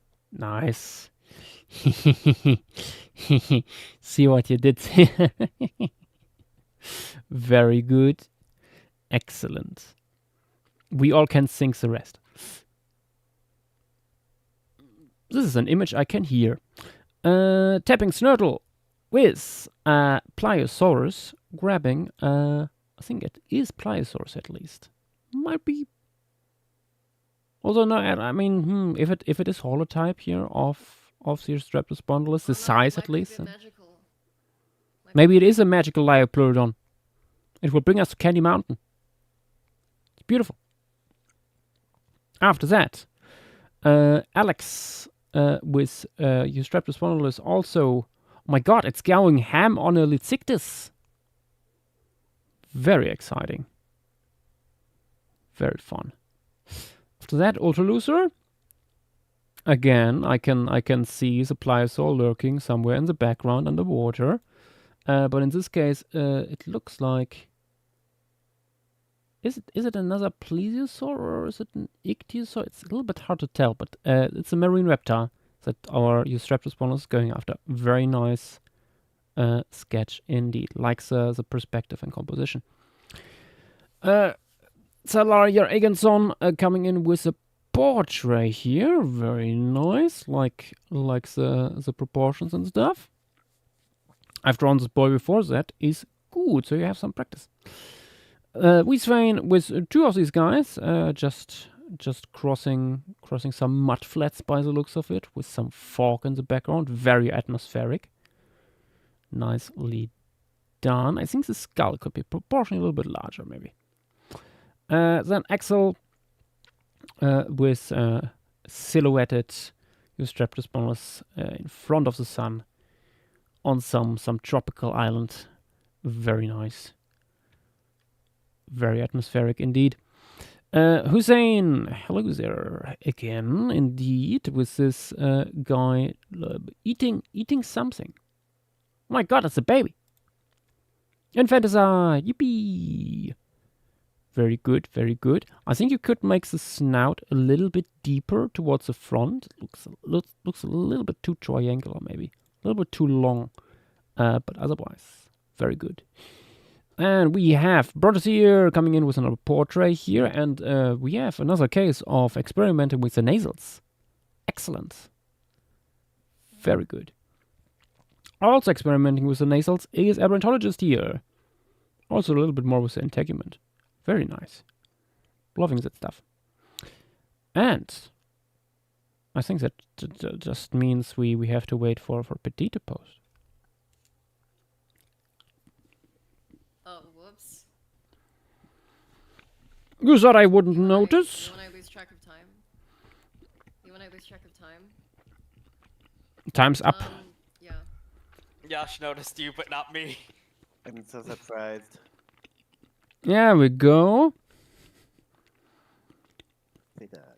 By Petite, we have Eustreptus swanula swimming. Very nice. Partially underwater, partially above. Tricky perspective for sure. You see what I mean? That is an awesome reference image. You see what I mean? You see what I mean? Oh! It literally has the vibes of the bald eagle grabbing the baseball image, but it's a real photo. Okay, That's so amazing. I mean, I have honestly, I thought it would be even more extreme because I have two sisters that are horse girls. The amount of overly dramatic horse photography that is out there is damn. Horses are underslept on as like reference images for paleo art. Like they're actually so slept on.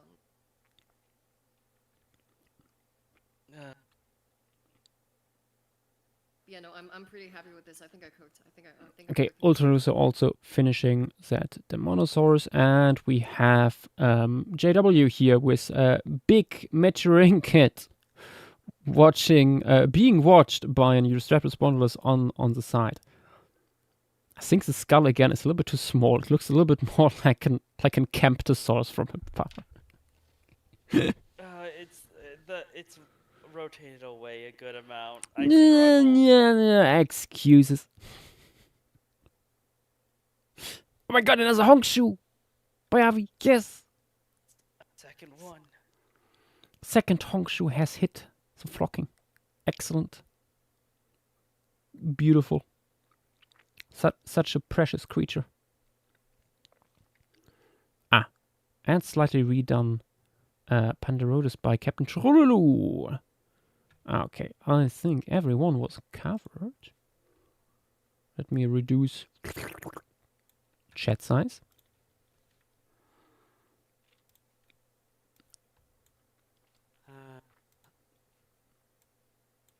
Nah, are you here?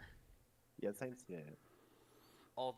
I'm assuming that you have all the ones that were posted by AD. Let me forward them. I mean, one of them he didn't even post access to. Let me find. Okay, let's have a quick look at the taxa we did tonight. We started with Camelops, the large Ice Age camel from North America, followed by Demonosaurus, in my case here going after a juvenile Phytosaur, then Pandarodus, the flattened, very large toothed conodont, and last but not least, the iconic Eustreptus spondylus theropod from mid-Jurassic England. Okay, this would be everything for now, guys. Thank you all for being here, and see you potentially tomorrow when we will cover the mammoth side of South Dakota.